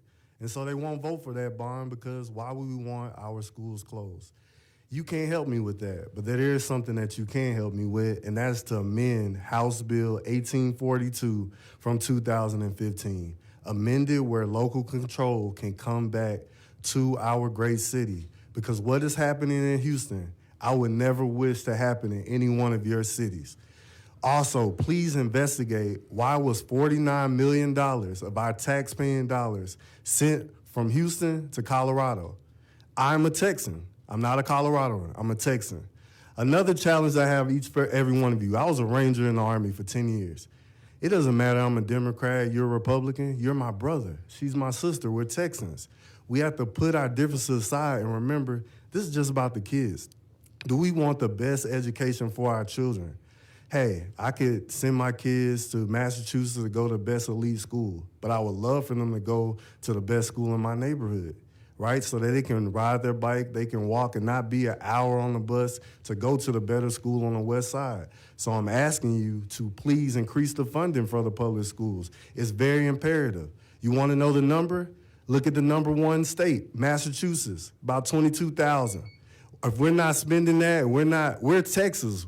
We should be the best state in this nation when it comes to education. We're not spending that money, then what are we doing? And so everyone, your reps, your people that you represent, they're counting on each and every one of you, because all of y'all are smart people, right? You ran for this race, you won, you keep winning over and over. We need you to amend these laws and write bills that will be helpful to every constituent in Texas. So thank you for your time. All right, thank you very much for your testimony. All right, Daphne Hoffacker. Hey, y'all, I'm Daphne Hoffacker. I'm a Texas, first and foremost, I'm a Texas mom. There are a couple things I want to start with. First of all, there's a concerted effort to make sure that we're not talking about vouchers, we're talking about ESAs. But saying that an ESA is not a voucher is like saying, I've got a dog, a voucher is a dog, and an ESA is a German Shepherd. So they are the same thing, and I understand why you don't want to talk about vouchers, because vouchers have a long history that go back to Brown versus Board of Education. They've always been a catalyst for segregation and inequities, and ESAs are just a type of voucher. So I think that's it. We need to clear that up. Second of all, I hear all this conversation about rights. I mean, the entire session we talked about rights. I have yet to hear anybody talk about responsibilities. Not one of you talk about responsibilities. And the fact is, you have a constitutional responsibility to our public education system. You don't have a constitutional responsibility to our charter schools or to this voucher program. You have a constitutional responsibility to our public schools. And I also, and Representative Allison, if you don't mind holding this sweet boy's hand, I am going to give him a shock of his life. When I hear you talk about government schools, I want to let you know that you're the government. That's you, sweetie. So it is your responsibility to take care of our government schools, Mr. Government. This is not somebody else's responsibility. And when I hear about funding, how could we know how much funding? Well, I'll tell you what. First of all, look around to the rest of the country. There's some indication that we're not doing enough. Secondly, every time I hear a heartbreaking story about a kid who's been bullied out of his school, or a mom who's not getting, whose child died because they were exposed to drugs in our public schools, I can tell you, when we are fully funded, we will not have parents whose kids will be bullied out of the schools. In our public education system, 80% of our funding goes to manpower, and every single dollar you invest goes to more manpower. And you also have a responsibility to know that when you have all of these unfunded mandates and all of these expectations of programming that gives our kids this world-class education that we expect as parents, that takes money, and you are not funding those programs. You are not funding the people that we need in our schools. Our superintendents, the people who are administrating these programs, the money that we're having to spend on special ed, which another gentleman talked about, the money that we're having to spend on this unfunded security mandate, all of that comes out of the money that we could be using to be putting more teachers and aides in our classroom, and that's what we need. So are we fully funded? No. It's your responsibility, actually, to know what a good number is. It's not mine to come up with that. It's you, Mr. Government. It's your job to find out what we need, and you do that by talking to our schools. You do that by understanding where the gaps are. You have a responsibility to public education first and foremost. Okay. So I appreciate all of you. Super frustrating. I hope that you understand that we moms are angry. And I hope, Governor Abbott, you recognize you don't have the votes for this yet. And we have an election in November, and we are angry, and we are not going to vote for the people who got that Representative Allison got primaried for. We're not doing it. So I don't think you're going to have the votes. I don't think we should be talking about this. I think we should be talking about funding our public schools. Thank you for your time. All right. Thank you. Thank you very much for your testimony. Jaime Puente. Thank you very much, and thank you for letting me correct my rookie mistake earlier. But, you know, I like you all so much. We're here all year last year. We'll be here, sounds like, in the summertime next year.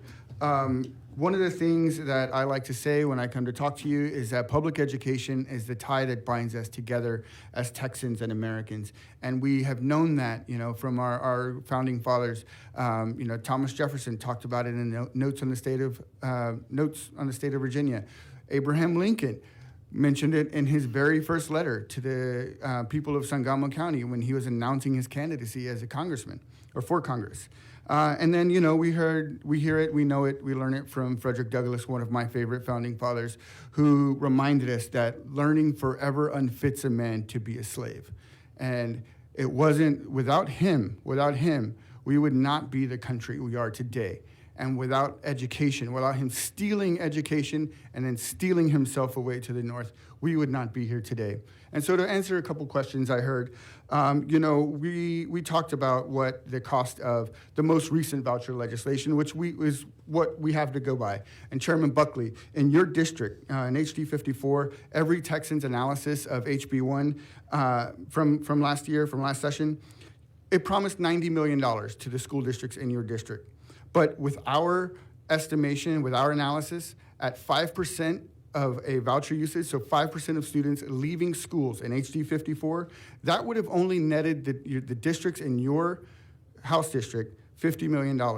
Representative Hefner, $66.9 million was promised to you in HB1, new money, quote unquote. But after 5% of voucher usage, that would have been $40.8 million. I'm sure that $26.1 million would have been useful to the schools in your district. And we talked about the basic allotment. The basic allotment for inflation to meet 2025, this upcoming fiscal year, would have needed to be $7,671, or an increase last session of $1,371. That's what we're asking for. That's what we are talking. We're trying to be reasonable. We're trying to be responsible. Yet we were given a voucher proposal that promised to cost $2.3 billion, $4.5 billion by the end of the decade. And we are saying that new money would have been given to schools. But in our analysis at 5%, that would have left some schools with less than half of what they were being promised. And so it's just a bad deal. We can't trade voucher program for public education funding. We need to increase the basic allotment. We need to switch to enrollment-based funding. And we need to fund special education. We need to do a lot of other things that do not include vouchers. We're just shooting ourselves in the foot for the next decade, the next 2 decades, by talking about something that is not going to help the vast majority, the 5.5 million students that you all are tasked with by the Constitution of our state, with funding, with supporting high-quality education. Thank you. All right. Thank you very much for your testimony. Members, any questions for this panel? All right. We appreciate you being here. Is there anyone else that wishes to testify? All right. Seeing none, members, that concludes today's agenda. I want to thank you for sticking it out with me. I'm sorry it went so late, but that's what we're here for. Appreciate everyone that testify. If there's no other business to consider, and if there's no objection, the Committee on Public Education will stand adjourned, subject to call of the chair. There being no objection, the committee stands adjourned, subject to call of the chair. Wow.